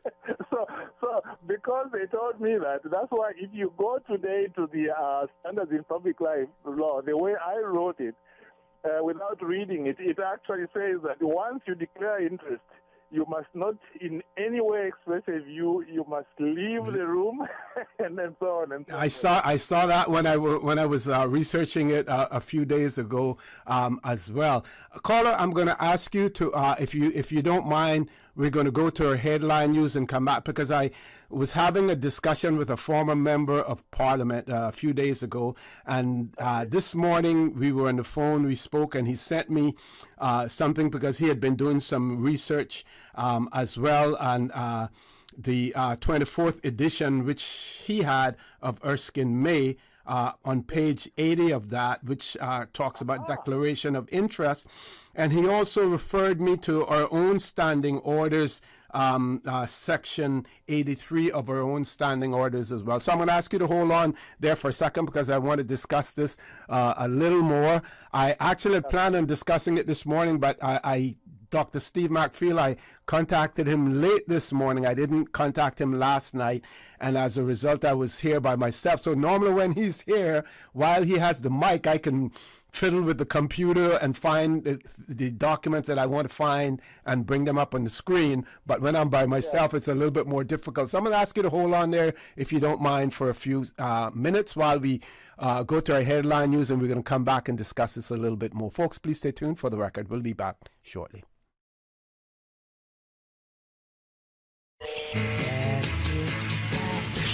Satisfaction is guaranteed 24 hours a day, whether it's music or information. From Grand Cayman to Cayman Brac to Little Cayman, we've got you covered. You ever hear a thing like that? Radio Cayman in the Cayman Islands. Today's biggest news. Radio Cayman. Your voice, your choice. Local, regional, international.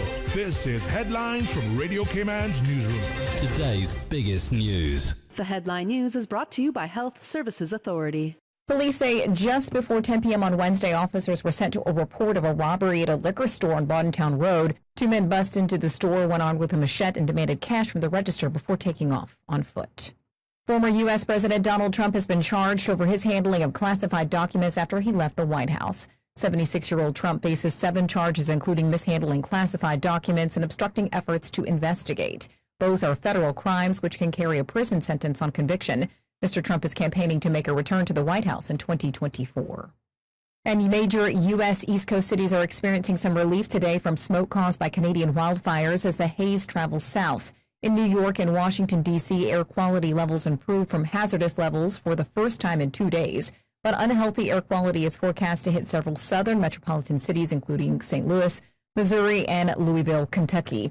Millions have been under health alerts this week due to the smoke. Those are your headlines. I'm Carson Lee Fuller. For the latest in news and information, follow Radio K-Man on social media, Facebook, Instagram, Twitter. Download the Radio K-Man app or log on to our website, radiokman.gov.ky. The headline news are brought to you by Health Services Authority. When you have a sports or fitness-related injury, trust the expertise of the HSA Sports and Exercise Medicine Clinic to get you back in the game.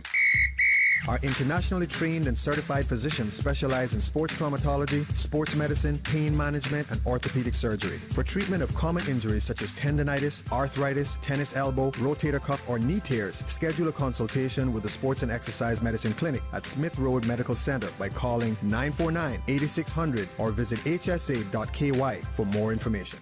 For the record, with Orett Connor. Initiating system. For information that matter. For the record, with Orett Connor. Continues right now on Radio K-Man. Good morning. Welcome back to For the Record. Paul, that background music on that last commercial, I like that. That one had me sort of like jigging a little bit and, moving around in my chair here. Let's rejoin Mr. Billy Samamba from Canada. So, Billy, when we look at the 9 Nolan principles, Yes. It talks about conflict, but there's and I've seen this because I guess when you talk about standards in public life, when you talk about conflicts of interest, they usually refer to those principles. But it also speaks about the fact that the public interest should trump the personal interest, right? Yes. So how does the member then, when they have a personal interest in something and they're the only member, because we have single member constituencies, right? So they're the only member who represents that constituency. How are they then able to represent their constituency on that particular issue? Couldn't they just simply abide by the principle that the public interest is going to trump theirs, and then they should be promoting the public interest as opposed to theirs? Maybe sometimes the public interest and their interests may run parallel with each other. Yes, and what you are asking, OC, is one of the most complex things which they have to deal with, because I had to deal with this issue as well the time when I sued the government for preventing me to teach private, because they told me that would be a conflict of interest, and my argument was simply, well, look, you can't tell an accountant that an accountant can't teach accounting because that's a conflict. A political scientist can't teach political science because it's a conflict. So in the course of my research, I found there were some OECD guidelines as well, which say, look, conflicts are unavoidable. It is a question of degree and a classification sometimes of those conflicts. There are some conflicts which you disclose, okay? But once you disclose, it will become clear that they are not likely to influence your debate. So you can even, you don't have to recuse yourself, and sometimes you can actually even vote depending on what they are. So, for example, in the case of the Honorable Borden, as you rightly pointed out on Wednesday, and I think today, it is that, you see, she has a job to do there. She can't sacrifice her duty to her constituents by saying, I'm not going to debate at all, okay, or I will not vote. So you always, it is the idea is, in most cases of conflict of interest, actually, where people disclose, there is nothing untoward. What you just want to do, you want to clear it out. You want to come out and say, well, this is the position. I have nothing to hide. In other words, conflict of interest declarations are not like like a criminal offense where you only talk when you are caught. Okay, you are supposed to just make double sure that there is no perception that you might have hidden something. You know, when I was doing the standards in public life law, I learned a lot as well. You know, I learned that Tony Abbott, who, as you remember, is former Prime Minister of New Zealand, was, you will relate to this example very well because I know you are a bicyclist as well, you know. He used to ride a bike sometimes for charity. He had to declare who gave him the bike, the company. He had to fill out a form, and he had to file it in his his file of register of interest. Imagine a little tiny thing like that. Was there any suspicion that he might benefit from it? Not really, but they just said just to avoid any conflict, any appearance of conflict. Let us imagine tomorrow maybe he's got shares in that company or whatever it is. People must say that he has not been hiding anything. So that's really what it's about. The other thing also, you gave me a chance by going to break to relook at the standing order you mentioned, 83. Yes. I think that standing order, they may have to look at it again because I remember the honorable leader of the opposition did make a very valid point, I think, when he was explaining. He did say that talks about a member shall not move any motion or amendment relating to a matter in which he has pecuniary interest. On a quick look, I don't see that it says that shall not participate in the debate. Maybe it does. But I remember him raising an issue like that to say, well, but this only restricts members or rather requires them to disclose if they are moving a motion or amending, but not in terms of the general debate. Do you see, even that, in my view, is taking into account the fact that you don't want to exclude a representative of the people. Right. From representing the people, you see. So they just have to look at it and see how they can balance out that interest better and be able to guide people. Because it is a pity that these two particular persons that we have mentioned, the MLAs, clearly there was nothing untoward there, but we've wound up discussing it, I think, because maybe the rules are not very, very clear. Yeah, and the former member of parliament that I was talking to as well spoke to the fact that I think some of his research spoke about the fact whether or not it was a substantive policy decision that was being taken, or because in this case what it had to do was in terms of a private member's motion, but in the interest of full disclosure, it is my understanding also that somewhere in that area that an application had been made for the change of zoning, whether or not the proprietor or the member of parliament, whether or not the property that she is involved in was a part of that, I don't know. But I'm made to understand that there may have been an application for a change of zoning which had not been approved. But be that as it may, like I believe because it was just simply a private member's motion, which has limited effect, if any. Sometimes we know that it goes on file 13 and stays there. I wouldn't have considered it to be, something serious. No. Certainly it wasn't serious, and I think that if there is a desire that things like that should be disclosed, then they just need to write it in the standing orders much more clear. In other words, they need to be able to give guidance. Say, look, when you declare an interest, it does not necessarily mean that you have a pecuniary interest. You see, the way it is written here, it says if you have a direct pecuniary interest. That's the way it is in the standing orders. A member shall not move any motion or amendment relating to a matter in which he has a direct pecuniary interest. So if you talk about how this is written, she was probably right, because she said, I do not have a direct pecuniary interest. But if you say that if you are in any way connected in a matter that might lead to a perception, if you sort of open it up a little more like that, then there might have been an obligation. So really, I think what this is coming to is probably that with a look at Eskin May, they look at this standing order and related legislation, I think there's need to clarify the rules regarding this so that simple issues like this can be dealt with. By the way, this week there was an MLA, I can't remember, I didn't catch the voice very quickly, who just declared to say, well, Mr. Speaker, I have an interest in this matter, I will not be voting. And the Speaker just said, okay, thanks very much, noted, and they proceeded. Okay? Yeah, just one more point before you go. Just seeking your observation on this. Now, in the U.S. Congress, they have, an authority called a parliamentarian.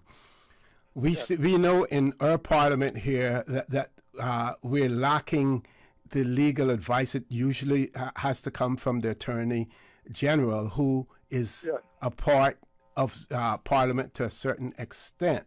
And this is where I believe that our Parliament can be modernized so that we have the right resources, sufficient resources at hand that can give advice on these things. Yes, you see, that's a very important point, OC, because one, it has to do also a little bit with a degree of independence, because let us face it, I mean, the Attorney General is a member of the executive. At the moment, in terms of the law, he is also a legal advisor to Parliament. But in that same vein where, for example, we now have a management board for Parliament, why did they do that? Because they wanted to have Parliament to be a little bit more independent from the executive, which is the trend throughout the Commonwealth. So by the same token, I think there's need for Parliament to have its own set of advisors. And that those set of advisors include, I think, they should have their own legal advisor. Now, I understand that there is a legal advisor for Parliament, although he has been flying under the radar. In fact, I think I know who he is. I think I do as well, but I'm made to understand that individual and that post was moved over there, but it hasn't necessarily been formalized per se.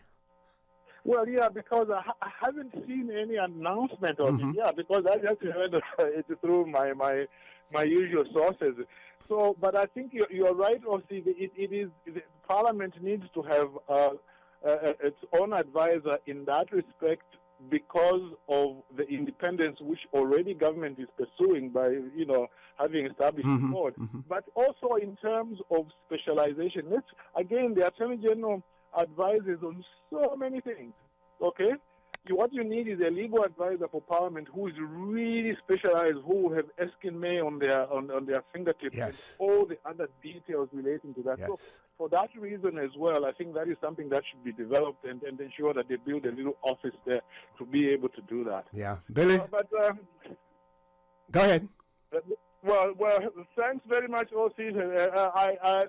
I think you should discuss this further when the big brain, Dr. Steve. Oh yes, we will. But thank you very much for sharing your views and your expertise on it as well. And I hope and I trust that our listening audience was able to get some more clarity on this issue and to understand what it entails as well. Billy, thank you very much for that. We do have a caller on hold, but first we are going to take a commercial break. Folks, please stay tuned for the record. We'll be back shortly.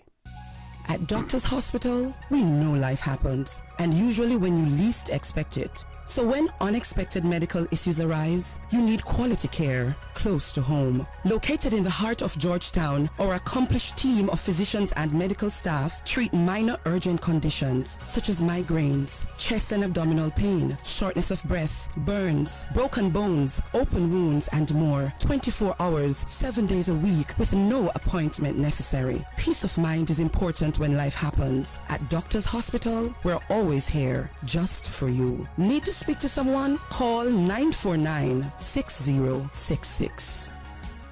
For all our listeners out there who owns a Honda vehicle, There is currently an urgent safety recall regarding faulty Takata airbags in Honda vehicles right here in the Cayman Islands. As affected vehicles get older, a combination of high temperatures and humidity can affect the airbags with the fault, placing you and your family at potential risk. So Car City is currently replacing any defective airbags completely free of charge. So to check whether your vehicle is affected, you can go to carcity.ky/recalls. If your vehicle is not affected, you will require a letter from Car City stating so for your next vehicle licensing inspection. Without this, your vehicle will not pass its inspection. So please contact the Car City service team to arrange this by calling 949-5525 or go to carcity.ky/recalls. The safety of you and your family is important to Car City, so please take the time to check if your vehicle is affected by this urgent Honda safety recall. Health behaviours and lifestyle choices such as diet and smoking can be risk factors for non-communicable diseases. The STEPS 2023 National Health Survey will allow the Ministry of Health and Wellness to gather important data on the health of the nation, including these risk factors. This information will inform our plans for the health needs of Cayman's residents, allowing us to better serve our population. Learn more by logging on to www.gov.ky/steps.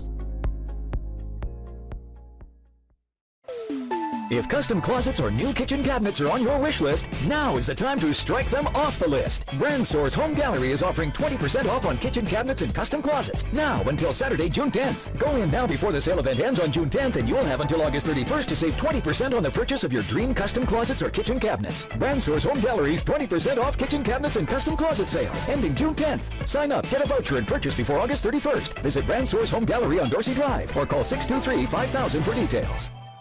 Remember to discard all fresh fruits and vegetables, meats, all foods in canisters, dented, leaking or rusting cans after they have come in contact with floodwater. Also discard foods that are stored in cardboard boxes, paper foil, cellophane, and cloth, as well as those in open containers and packages. For more post-hurricane food safety tips, visit DAH website at www.gov.ky/DAH.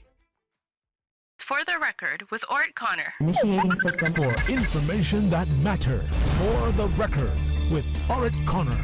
Continues right now on Radio Cayman. Good morning. Welcome back to For the Record. We do have a caller on hold, and I want to remind you that I want to share this good news with you about the AAA rating that Moody's has given the Cayman Islands, which I was able to find on the Royal Gazette website. Was an article written by David Fox, the business editor, and updated today, the 9th of June. Let's go to our phone lines. Caller, good morning. Welcome to For the Record. Good morning. Good morning. How are you? Yeah, very well, O.C. Good morning. What I want to call about is something that should have been dealt with many years ago and never been dealt with in this island. And that is that all the subcontractors and some of the small contractors have been shafted over the years. They have done work for people, and the people won't pay them. And not to say they can't come say it was bad work or anything like that. It was not that. It's just that they refused to pay the people that have done the work for him. Many people have talked. I remember a young man that was an excellent carpenter and builder. And several years after he wasn't doing any more work, I said to him, what happened? You're not doing any more work? He said, Robert, if I had all the money that people owe me, I'd be a millionaire today. It just killed my spirit. And many other ones, I can name many ones that just happened to. It happened to me. I got over probably $500,000 that's owed to me there, that I'd done the work, supply the material job, and can't get paid. And this was done without executing any form of any formal contract with the person? Yes, we had contract, but that don't mean it's hell being. Then you got to go to a lawyer. You talk about principle just now. We'll see that you use the word principle in what you were talking about earlier, and that's the reason why I called. Okay. Right? Because Cayman people need to get back to principle of if you owe your bill, you pay it. People over the years, I can remember two people right off the bat that when I finished the job, the woman called me and said, Robert, come in and bring your bill, and she signed up then and thanked me for the job. Another gentleman that I work for, he said, whenever you finish a job, bring your bill to me. And he paid right up. One time he said to me, listen, I'm bringing a shipment of goods in, and I'll be able to pay you this week. I said, brother, don't worry about that. When you get it, you call me, I'll come and pick it up.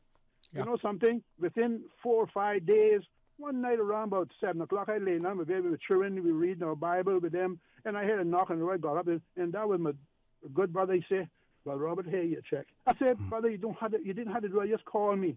He came to my house, and over the years, you know, they would come sit down the job. They knew I'd finish it at a certain time. They would come sit down. How much owe you? Yeah, there are people who don't like to owe people. They don't like. They want to make sure that as soon as something is done, you know, they hand over that money. You have some people who they know, you know, that they owe them. They know that they owe you, and they will, even though they have it, they will hold on to it because they want you to ask for it. And there are some people who, when they're owed things, they don't like to go and, you know, ask for it as well. But, you know, if you're in business to make money, then you have to adopt a business-like attitude. Definitely, but see, they want to hold back and all this, you hold up pay and not pay you because someone had done something over the time. That's my experience. So you get the job finished, halfway finished, and you got a payment to me, the profit to be made on what the work you've done. You don't collect, you have to collect it where you get. And you know what they do? They shut it down and get somebody else and start off from what you done. There's all kind of crookedness going on, and all the contractors, you know, that I went away years ago to Canada, and I went and got a the mechanics law, and I brought it back to a politician at the time. I said, please put this in place. I had every contractor I knew about, even Mr. Henry Proper from McIsle Pine Science. Said, Robert, I don't really understand, but our contract is so that, you know, if they don't pay that money, they will take the building over. But a small contract, not like that, you know. So they wouldn't even put that in place, okay, and that's a shame. That should be in place because a lot of people there have done work and can't get paid. You know? One of our listeners is listening to you and said that what you're saying there can be reversed also, that there are customers who have been shafted by small individuals as well. I'm not saying about that. I know I've seen a lot of stuff get there, and that's why some of the theft, some of the people that shafted like that, they on the price of job, and then they go and steal material from other jobs. That happened to me too. You know, one whole thing of plywood I was working on, and whole bundle of plywood gone next because I knew what was they on the bit of job.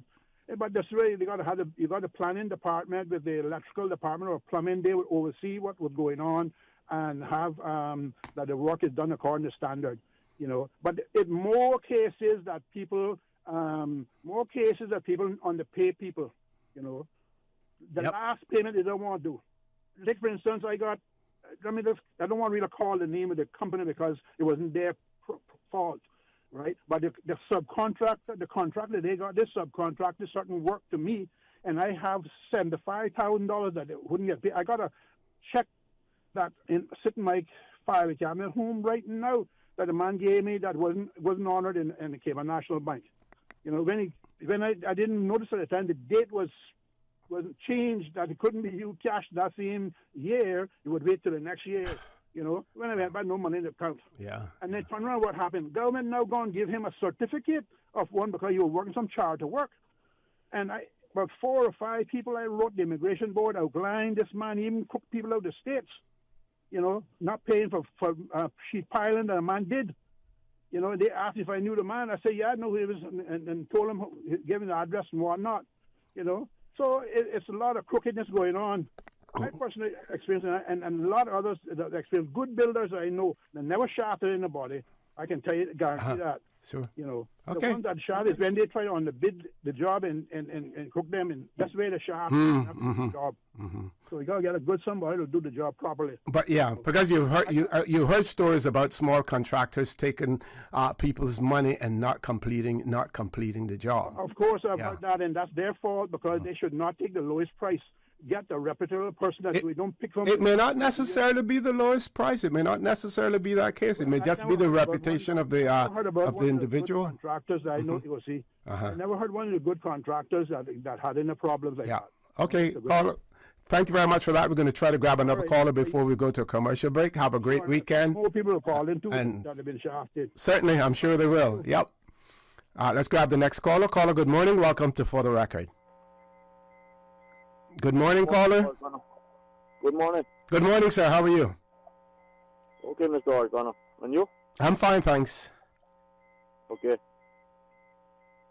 But speaking about conflict of interest, you see deal that was signed last by an individual who was an employee there just before becoming a member of the Legislative Assembly. Isn't that a conflict of interest? You would have to look more at the details. When the person who signed that, if the person signed it as a minister, he's signing it on behalf of the cabinet, which means that he's not taking individual responsibility, but the responsibility, of the cabinet has authorized him to sign that. And I think it should be borne in mind also that when that agreement was being negotiated, there was a team that had been selected, appointed to be involved in those negotiations. The minister himself was not directly involved in the negotiations. He shouldn't have been involved at all. Well, he was just an employee there. A former employee, and then you would have to determine the level of his what interest that he may have had after leaving there as well. And my understanding of that was that there were a minimal amount of shares, and whether or not he held them or gave them to family members at that point in time. But I again, caller, it is one of those situations where I think you have to look at the proportions and the size of what was taking place and that minister's involvement in that. But the thing to bear in mind was that there was an authorized body that was charged with negotiating with CUC, not the minister. Okay. Well, anytime you mention anything to him, he has someone else to put the blame on.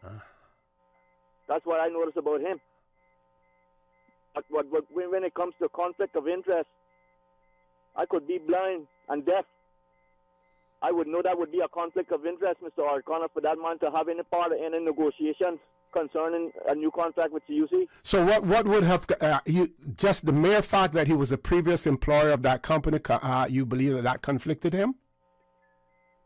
And this foolishness about shares, about he not got no shares, his family or his children or something got shares. Who you think dogs are? Idiot or? Them shares still belong to him. And shouldn't we look at and shouldn't you consider the amount of shares, whether or not it is significant? Let's say, for instance, if he owned 10% of the shares of CUC, that would be huge. If he only owned, a few hundred shares, which is, insignificant, those are things that have to be taken into consideration as well, if that were the case. Yeah, it's like drug dealers. They have all kinds of different businesses, but have them in different people's names. But that doesn't mean it don't belong to them. So, but caller, you're still not recognizing the point that the minister was not directly involved in the negotiations. Directly involved in the negotiations? Yeah, I remember when all this was going on. This man had a big part to do with this thing. Okay. Thank you. Thank you very much, caller. We have another caller, but we're going to take a quick commercial break. When we return, we will take that caller. So, folks, please stay tuned for the record. We'll be back shortly. Since March 2004, West Bay Pharmacy has kept their doors open to the local communities, even before, during, and after Hurricane Ivan. At West Bay Pharmacy, our staff provides so much more than pharmaceutical excellence. From the moment you walk through our doors to completing your cash out, our staff will have put your healthcare concerns at ease. We would like to take this moment to thank our loyal friends and customers. To us at West Bay Pharmacy, our patients are our primary concern. We provide thorough background checks and precise calculations to ensure your medical safety. Thank you for being a part of our family and for choosing West Bay Pharmacy, where we care about your health. What's that? No sugar, same amazing taste? Coca-Cola Zero Sugar is here to stay. Classic taste, pure satisfaction. Be sure to stop into any Tortuga location and get your own case of Coke Zero. Or grab an ice cold one straight from the cooler. Brought to you by Tortuga Distributors Limited. Coca-Cola, taste the feeling, Cayman. At Doctor's Hospital, we know life happens, and usually when you least expect it. So when unexpected medical issues arise, you need quality care close to home. Located in the heart of Georgetown, our accomplished team of physicians and medical staff treat minor urgent conditions such as migraines, chest and abdominal pain, shortness of breath, burns, broken bones, open wounds, and more. 24 hours, 7 days a week with no appointment necessary. Peace of mind is important when life happens. At Doctor's Hospital, we're always here just for you. Need to speak to someone? Call 949-6066. You know, as a little girl, I dreamt of traveling to faraway places and foreign lands. I tell you what though, no more dreaming. This summer, I'm going flying with Cayman Airways. How blessed are we in the Cayman Islands to have a very own national airline? Girl, you can fly to so many international destinations without the hassle of connecting flights. On top of Jamaica, Cuba, and Honduras, you got non-stop flights from Cayman to New York, Miami, Tampa, and even Denver, Los Angeles, and now Panama. Going to be a little cafe con leche and Hollywood Squares for this old gal this summer. Make your travel dreams come true with Cayman Airways, offering non-stop flights for non-stop adventures in Panama, LA, and many more places in between. For details and to book, call 949-2311, contact a travel agent, or visit CaymanAirways.com. In celebration of the 50th anniversary of the Department of Lands and Survey, land register rectification fees have been temporarily waived. Property owners now have the ability to amend land registers for free until July 30th. Updating your land register improves communication, provides legal protection, makes property transactions easier, and protects against fraud. Keeping your current legal name and addresses updated is required on your land register, and now you can do it for free until July 30th. For more information, contact Lands and Survey at registry.info@gov.ky or call 244-3420. For the record, with Orett Connor. Initiating system. For information that matters. For the record, with Orett Connor. Continues right now on Radio Cayman. Good morning. Welcome back to For the Record. I'm told that we have 3 callers on hold, so we're going straight to the phone lines. First caller, good morning. Welcome to For the Record. Good morning, Mr. For the Record. Hey, morning, Doc. How are you? Pretty good. I'm sorry I didn't meet your expectation this morning. No, that's okay. My fault because I was unable to get to you last night, and quite understood. Yeah. So I just want to let you know about Moody. I want to speak briefly about Moody's. Mm-hmm. About Moody's rating for the Cayman Islands. That might all be true. All be true. Economic propaganda. That may be all true. Where did Moody hasn't said where the Cayman Island government raises its money? All the money that they say they have raised. Where does it raise that money? The government raises that money from people selling their properties, most of it. Mm-hmm. I mean, from people selling land. The government makes a tremendous amount of money on the stamp duty on this taxes that they have to pay the government for selling their land. Secondly, the government makes a lot of money on import duties, on imports to the country. That's where the government makes another set of money.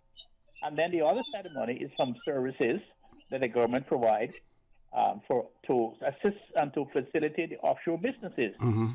And they make a little money from tourism, room taxes and so forth. Money from cruise ship passengers to come in the harbor. But where does all that money go? That money is not kept in the island and saved and accumulated. That money goes right back out of the island on a balance of payment. The money goes into buy things to import in the Cayman Islands because the government, our country does not export anything. In other words, if we are buying $100,000 worth of goods a month, a week, we are we are exporting not a dollar, so that the balance of payment is even. And so all of this stuff about Moody is sort of not really relevant because it's only relevant when you are manufacturing, selling stuff abroad, selling stuff, making profits off of your services. That's not the issue. That's not how it happens in Cayman. Everything that we have in Cayman is imported, mostly. Even ice cream. We don't even have an ice cream factory here. Even eggs. You think that we would even be producing our own eggs? Because there's a lot of properties, thousands of acres we have in the Cayman Islands, so we can't even master a chicken farm. But Doc, I mean, I understand what you're saying about Moody's, but we shouldn't disregard it if I'm not disregarding it. Okay, good enough. Not disregarding it. Good enough. I said there's another picture. Mm-hmm. There's a picture behind the picture. Mm-hmm. Because they're not talking about where did that money go. That money doesn't stay in the country and circulate in the country. That money goes right back out to the other countries in which the government has to purchase. People have to purchase stuff to live. Mm-hmm. So we're not manufacturing anything that can sustain ourselves. That we can save that money, or part of that money that Moody says that we obtain every month or every year. It goes right back out again. Mm-hmm. And so that's the problem that we have. It may look good on people's government's balance sheets, but the opposite of that is that we don't have that money. Mm-hmm. That money goes right back out again. It goes to the United States. It goes to all these people that we import all of these things for. We don't even at least like other Caribbean countries that have a good manufacturing sector. I mean, a good sector where they manufacture stuff and where they plant stuff and eat, and they are almost sufficient in local foods. We don't do that.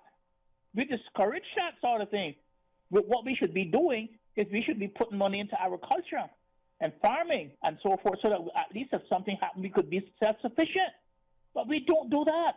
And so it's okay to say Moody have AAA and blah, blah. That's fine for the economists and stuff on their charts. But when they look on the other side, where does the money go? Mm-hmm. Got you. That's a problem that we have. It's a big problem that we refuse to sit down and think about it and to try to solve it. Address it, yep. You know? So I just want to know what your readers, what your listeners think about what I have just said. Certainly. Then thinking about it, they can just call. Okay. Call your radio station and share share or reject my views or share them, whatever. Okay? Love to hear from them, Doc. Thanks very much. Have a great weekend, and we'll be in touch. Thank you. Okay, let's grab the next caller. Caller, good morning. Welcome to For the Record. Good morning, caller. Caller, good morning. Welcome to For the Record. Yes, O.C. Yes, good morning. Morning. I just want to touch on what our brethren were talking about with this construction business a while ago. I agree with everything that he said, O.C. It is so much crookedness going on in this construction business on this island, and it's not that Caymanians don't know about it. You understand? High people in office. We know about it. Well, see, let me tell you something. After 34 years, I decided to call it quits in construction because I had the best of it. You understand? Mm-hmm. Since the days of Jimmy Powell, Tommy Barton, Sonny Clark, Ranbun Christian, gentlemen, when you work for them, you get paid on a Friday afternoon, and you're getting all the benefits right up until December that the law says you should have. Today, that's not the case in the construction today, OC. What I left out there, people are worked like the Jamaicans and the Honduranians. I'm not afraid to call the name. They work them to the earth. And they're not paying them no benefits. You understand? No pension, no insurance, they're paying for them. You understand? That's what's going on, Cayman Islands. Out there, and you know about it. Time to stop talking, man, and do something about it. But those people that are being taken advantage of and being abused, they need to speak up themselves. We know why they don't say anything, simply because, you know, irrespective of the fact that they may, that they may be shortchanged in terms of their salaries and stuff like that, they see it as an opportunity still to to earn a living as well. So, you know, we used to have the saying, the receiver is just as bad as the thief. Well, in this in this case, the victim, in some instances, is just as bad as the perpetrator. Yeah. You know, I have to agree, but this is one of the reasons why I just left that alone now. Because I got too old to be going through the foolishness. Got you. Well, you enjoy the rest of life and stay safe as well. Thank you very much for that, Paul. I believe we have enough time for another caller. Caller, good morning. Welcome to For the Record. Hello, good morning. Good morning. Go right ahead. Yeah, Mr. Orett Connor? Yes, sir. Otherwise known as Mr. O.C. This is Dave, right? I recognize that voice, and I recognize the Van Horn too when we're out there. Don't worry about that. That's the past is present we're dealing with now. Okay. Listen to this now. We're getting on to Mr. Dwayne Seymour, which is a politician, right? Okay. We know his father very good. We know him very good. And this is the point that I want to reach that I don't want to hold up your time. It's one man, one vote right now, right? Why the politician them want to look for the people when it's election time? Why Mr. Dwayne Seymour, the Honorable Mr. Dwayne Seymour, don't go to the public beach in Bordentown or to the Bordentown people and say, ladies and gentlemen, who not working, come and put your phone number and your name here, and you'll have a job by next Friday because the seaweed is so stink from that to breakers, it'll hurt your heart. So the people that got their big houses on the beach, they're responsible for their part. You skip them out, make them clean out on their own. That's your money, or someone will get a job. But from there up to Frank Sound, you put the button down. People, when election time comes, you wouldn't even have to come out to look at what people would vote for him, but you can't stop people till every 4 years. Yeah, there was some understanding that the nice Well, make I show you something, sorry. As long as me, Dave, Cleveland Rocket live, election fall on my birthday, the 14th April, you know, I don't put on clothes because I born naked, and I live a way that I live my way. And that's why I tell the government, if you can't do it in one yard, you can't do it in the graveyard. You understand me, sir? Sure, got you, so, loud and clear. I'm just trying to tell Mr. Dwayne Seymour to be a good leader for his district. Because some politicians want for the district, which is supposed to be for the island, but for the district. Clean the seaweed, it stink. Don't care what kind of air conditioner in the bus or where, it stink. Then to them in Georgetown, check lobster pot. They don't want to pull it on the man, handicap man park in there. You got to go park somewhere else, too far and bring put sign there. Look at that amount of seaweed there. Why they don't try to clean that? Cruise ship coming in. When the time comes that the weather change, it going back out. So it's in and out. If you take it out, it pile up. The grab truck come and pick it up. It won't be like that. You see them Hawkside there? Just get 2 men, go out there with a net and just sweep in. Walk out, floating right there where you could stand, sweep that in, take it out of the water, and it's less. Cayman is a very small place. Cayman people used to live good years ago, not because 7,000 different nations come in here that Caymanians must change. That's not the way it go. All right, Mr. Orett Connor? Yep, got you, loud and clear. The only thing Caymanians have to change if they live the way that I live, that born 1957, if they live the way I live, you change your clothes and you change your woman if they give you a problem. Nothing else to change in this life we're living, because one thing share fair is debt. Because if money could have buy life, poor man would need food. He save every dollar that when he didn't get his life back. The man that look in the money and run it down, they get sick. Don't care how much they got, can't save their life, you got to go down. When your time come, you can't say make rocket time go. And when my time come, I can't say Mr. Orett Connor go. You understand me, sir? When you get that call, that's it. There are two in one box and I don't care who did. I don't have no cry to cry. If my mother did right now, I'll feel it, but I ain't crying. If my wife or my son did, I ain't crying, because you know why I bear two in one box and I didn't cry? I sweat. but I didn't cry. That means no more crying for me. Mm-hmm. Got you. That is sheer fair, Mr. Orett Connor, and the left is worse. Yep. Thank you. Thank you. You go to the cemetery, they want their share. Mm-hmm. You fix the paperwork there, there don't be no share.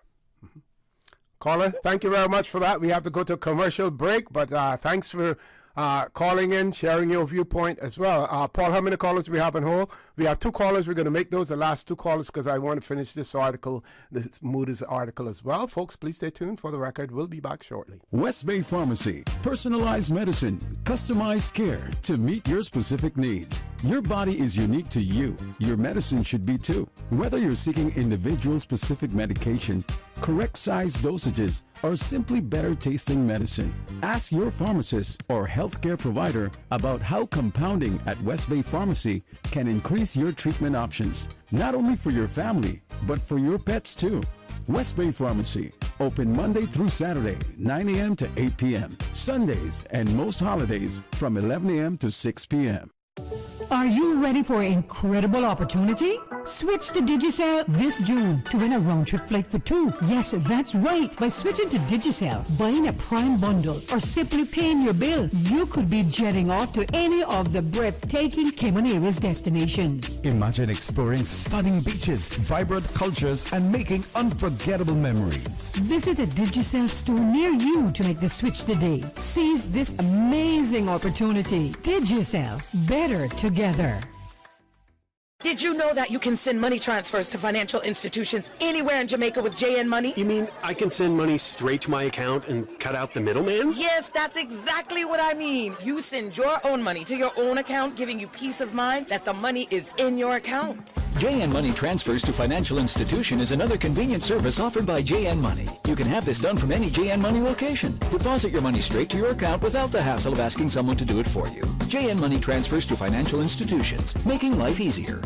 Honda vehicle owners. There's currently an urgent safety recall regarding faulty Takata airbags in Honda vehicles in the Cayman Islands. As affected vehicles get older, a combination of high temperatures and humidity can affect airbags, with the fault placing you and your family at potential risk. So Car City is currently replacing any defective airbags completely free of charge.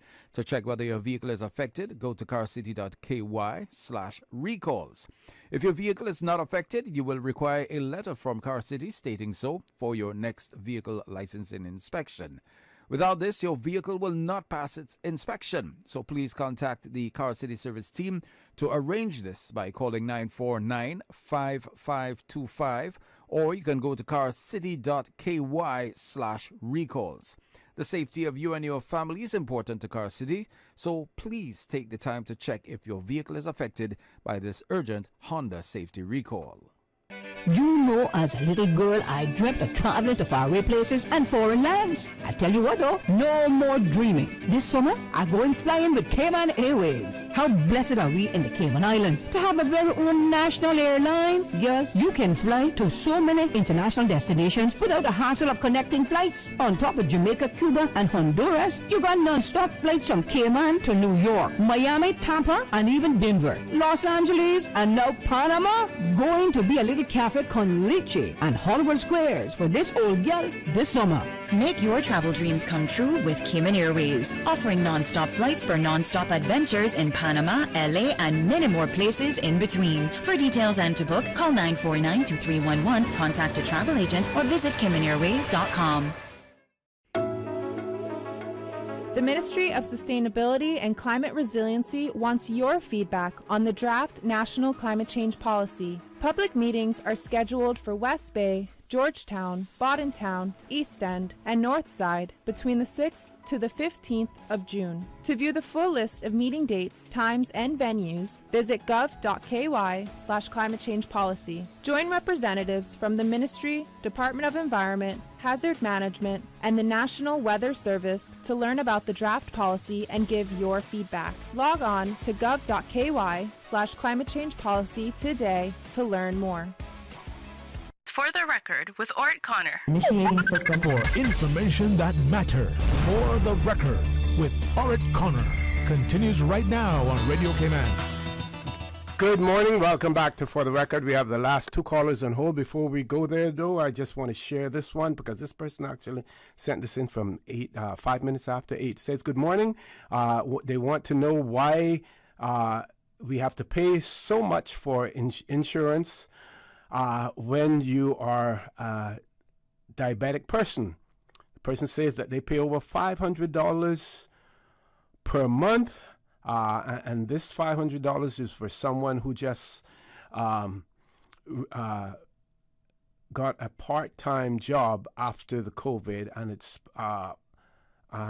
only a part-time job, as well. So $500 per month because they're a diabetic, and that's on a part-time job salary. Wow. Anyone listening and anyone has any suggestions, please let us know as well. Let's go to our last two callers. First caller, good morning. Welcome to For the Record. Good morning, Mr. Moderator. Good morning, sir. How are you? I'm not doing too bad. Just quickly again, you hear about Caymanians don't want to work.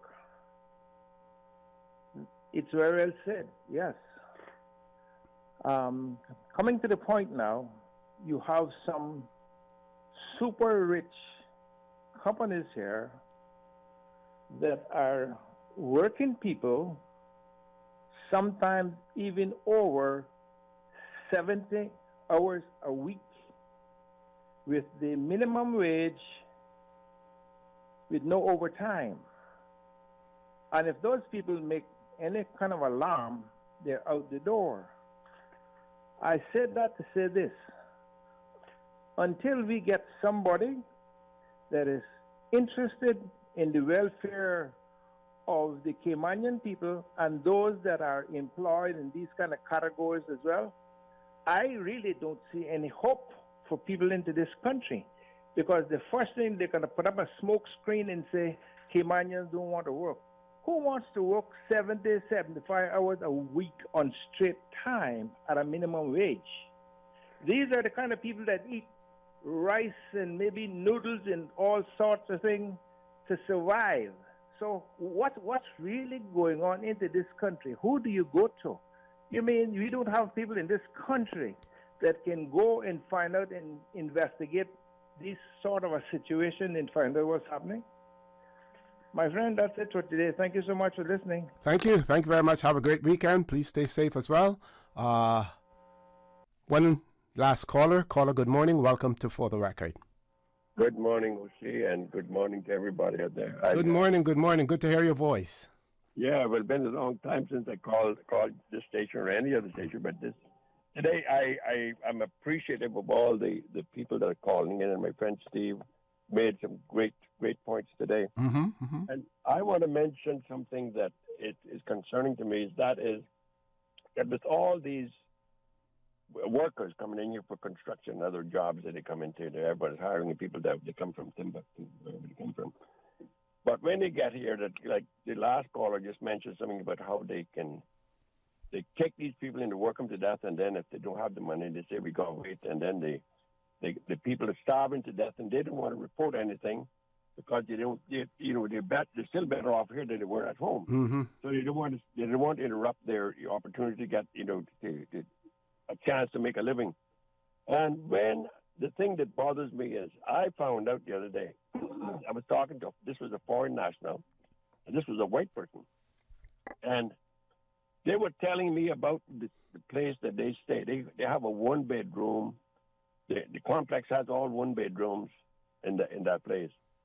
And they were telling me that they've seen, I think it's 10 people that in and out of that they live there, but they take ships and stuff. Oh, see, the thing that worries me is this. God help us if you see a pandemic of any sort break out, and forget about vaccinations and stuff like that, because we're not going to be able to do anything. And I understand there's a new strain of this virus now. I can't remember what this pandemic thing. COVID, yeah. It's a new virus to come out now, a new version of it. I can't remember exactly what it is. But if that hits Cayman, And they say this one has very little signals of any kind to tell you that it might be that. If you see something like that hit Command now, even and if we got a recession, which I kind of believe that is going to happen, we'll have a recession sooner or later. And all of these people here, does government collect the airfare and put it in an escrow account that if we have to get people off this island in a hurry, that they don't have to wait for some employer or somebody coming. We must tell the employers, you got this person, this is what it costs to take him back, put that in this escrow account, so when they have to go, we can have the money. But nothing like that is happening, and God forbid if we get a virus of anything like that in this island. I'm going to cut off now because I know you're short of time, but I just want people to know out there, all of this boom that we have now, God says in his word, the love of money is the root of all kinds of evil. And this is what's happened to us, including government focus on money. These are the things that happen. These are the things that are going to destroy us because we're not paying attention to poor people. You can't live on $6.50 an hour in this country. You go with $6.50 in the store, what are you going to buy? Some people manage to do it I don't know how they do it, but they do. And not only that, they manage to do it, and they have their dependents added on their work permits, sometimes 1 and 2 dependents, one family member making $7 an hour, one making $10 an hour. For some reason, they're able to manage as well. Caller, I want to thank you. Thank you very much. Good to hear your voice again, and keep on listening, even if you choose not to call in as well. Folks, so I'm going to share with you this article in Royal Gazette, and some may say, well, what does that have to do with the price of flour in the Cayman Islands? But Moody's is, extremely important. But what it will help to bring out to you as well is to show that the Cayman Islands are an extremely affluent, we are an affluent jurisdiction. Whether or not that affluence is trickling down to those at the bottom tiers of our society is another question, but Cayman Islands are doing well. And some of you may say, those up there in the top, they're doing well, but we're feeling the pain down below. So let's hear what Moody's has said about this. So it says that although the COVID pandemic cost the Cayman Islands government 2 years of fiscal deficits, 2.1% and 2.4% of gross domestic product in 2020 and 2021 respectively, fiscal balance returned to surplus in 2022, exceeding its original budget expectations for the year. This was one of the highlighted notes by Moody's Investor Service in affirming the Cayman Islands government's AAA issuer rating. The outlook remains stable. Meanwhile, Moody's expects fiscal surpluses between 1% and 1.5% in the next few years to support a reduction in the debt burden and provide the government ample fiscal space to absorb potential shocks. The positive remarks for the Caribbean Financial Services Center reflected the very low debt burden and prudent fiscal management as reflected by a track record of very small fiscal deficits or fiscal surpluses, which Moody's expects to continue. Strong institutions and a history of macroeconomic policy consensus contributes to high income levels and economic resilience, despite the economy's small size providing support to the AAA rating. Moody's is quoted as saying, despite having no personal income or corporate income taxes, no value-added taxes, Cayman Islands government generates revenue between 18% to 20% of GDP and has a track record of fiscal surpluses that is consistent with a declining debt burden. That's all for the financial people. What they're basically saying is we don't owe a whole lot of money, and what we owe, we can afford to pay. Goes on to say that the government relies on taxes on international trade and financial services licenses, which represent about 50% of government's revenue. This contributes to a lower debt to revenue ratio than a AA rated peers, which also while also supporting very strong debt affordability.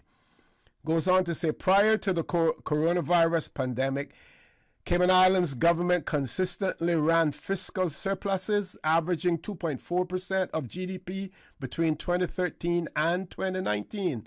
This allowed the government to reduce debt by 10 percentage points of GDP over that time. And last year in June, the government drew down on a credit line it had available from local banks that was set to expire, withdrawing $393 million, which represents 7% of the 2022 GDP. The quote is quoted as saying, by drawing down on the credit line, the government locked in its borrowing at a low fixed rate of 3.25% for 15 years. The government does not intend to borrow for at least the next 2 years, relying on its cash reserves and other liquid assets to finance capital spending.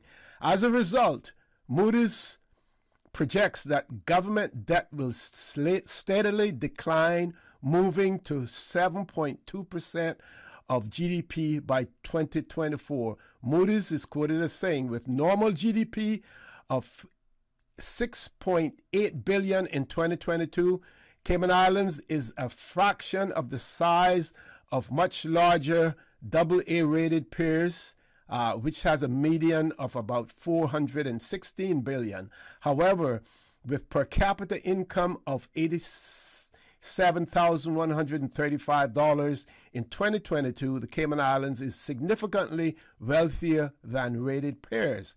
Cayman Islands insurance and institutions and track record of effective policy making mitigate risk associated with the small size and highly concentrated economic structure. The country's institutions have supported economic development, stable and high growth, and high income levels, all of which increase the economy's shock absorption capacity. The economy is highly concentrated in two sectors, financial services and tourism, which leaves the country exposed to shocks. However, these sectors have supported overall GDP growth rates, which are in line with rated peers. Between 2015 and 2019, real GDP growth averaged 3.5%, and despite its high reliance on tourism, Cayman's economy contracted less during the pandemic than larger rated peers that have a more diversified economic structure. An economic recovery in 2022, when real GDP expanded 3.7%, was aided by the rebound of tourism, which Moody's expects will continue to drive growth in 2023 as well. Moody's expects the economy to grow on average 2% during 2023 to 2025. Here's another quote. Cayman Islands has developed a very large financial sector relative to the size of its economy, establishing itself as one of the world's largest offshore financial centers. Given this, changes in the sector could have a significant effect on the Cayman Islands economy. So it could go either way. However, Cayman has a track record of effectively adapting to international efforts against tax avoidance, tax evasion, and financial transparency. Since being added to the Financial Action Task Force jurisdictions under increased monitoring or grey list in February of 2021, the government has made steady progress towards addressing deficiencies in its anti-money laundering regime.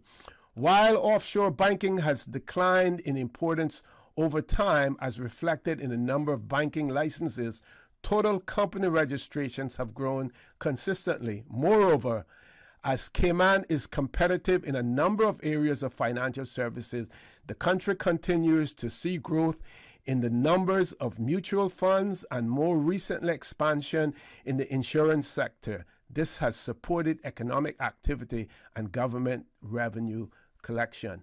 So in my words, what they're telling us, Cayman, you are not poor. In my words, what I'm saying is we need to ensure that some of that money goes to those who need it greatly, who are suffering, those who may be facing financial challenges now as a result of the rise in interest rates and who run the risk of losing their homes or their businesses as well. So, folks, Moody has painted a robust, a beautiful financial and economic picture of the Cayman Islands. Now, let that translate into action. I don't know why the government of the Cayman Islands has not put this out there, why I have had to read it on another website and one of our sister overseas territories. I am sure that we will see a government press release before the weekend is out. And if what I have read here has prompted that, then I would consider that I have done my job for today as well. Folks, have a great day, great weekend. Join Sterling Drain Ebanks at 12:15 for Talk Today. And as usual, we ask the good Lord to bless these three beautiful, and I must add now, according to Moody's, highly successful financially as well, these three islands. Take care. Have a great weekend. For the Record, proudly brought to you by Coca-Cola. Available across the Cayman Islands from Tortuga Distributors. Accept no substitutes. Taste the feeling with Coca-Cola. Brand Source Home Gallery. Inspiring luxury. West Bay Pharmacy. Taking care of your health. And JN Money. From abroad to yard. Fast, affordable, convenient. Doctor's Hospital. Peace of mind is important when life happens. Doctor's Hospital. Always there for you. Call 949-6066. And by the Steps 2023 National Health Survey. Visit gov.ky/steps to learn more. And Cayman Airways. Call them on 949-2311 to book your nonstop flights to Los Angeles.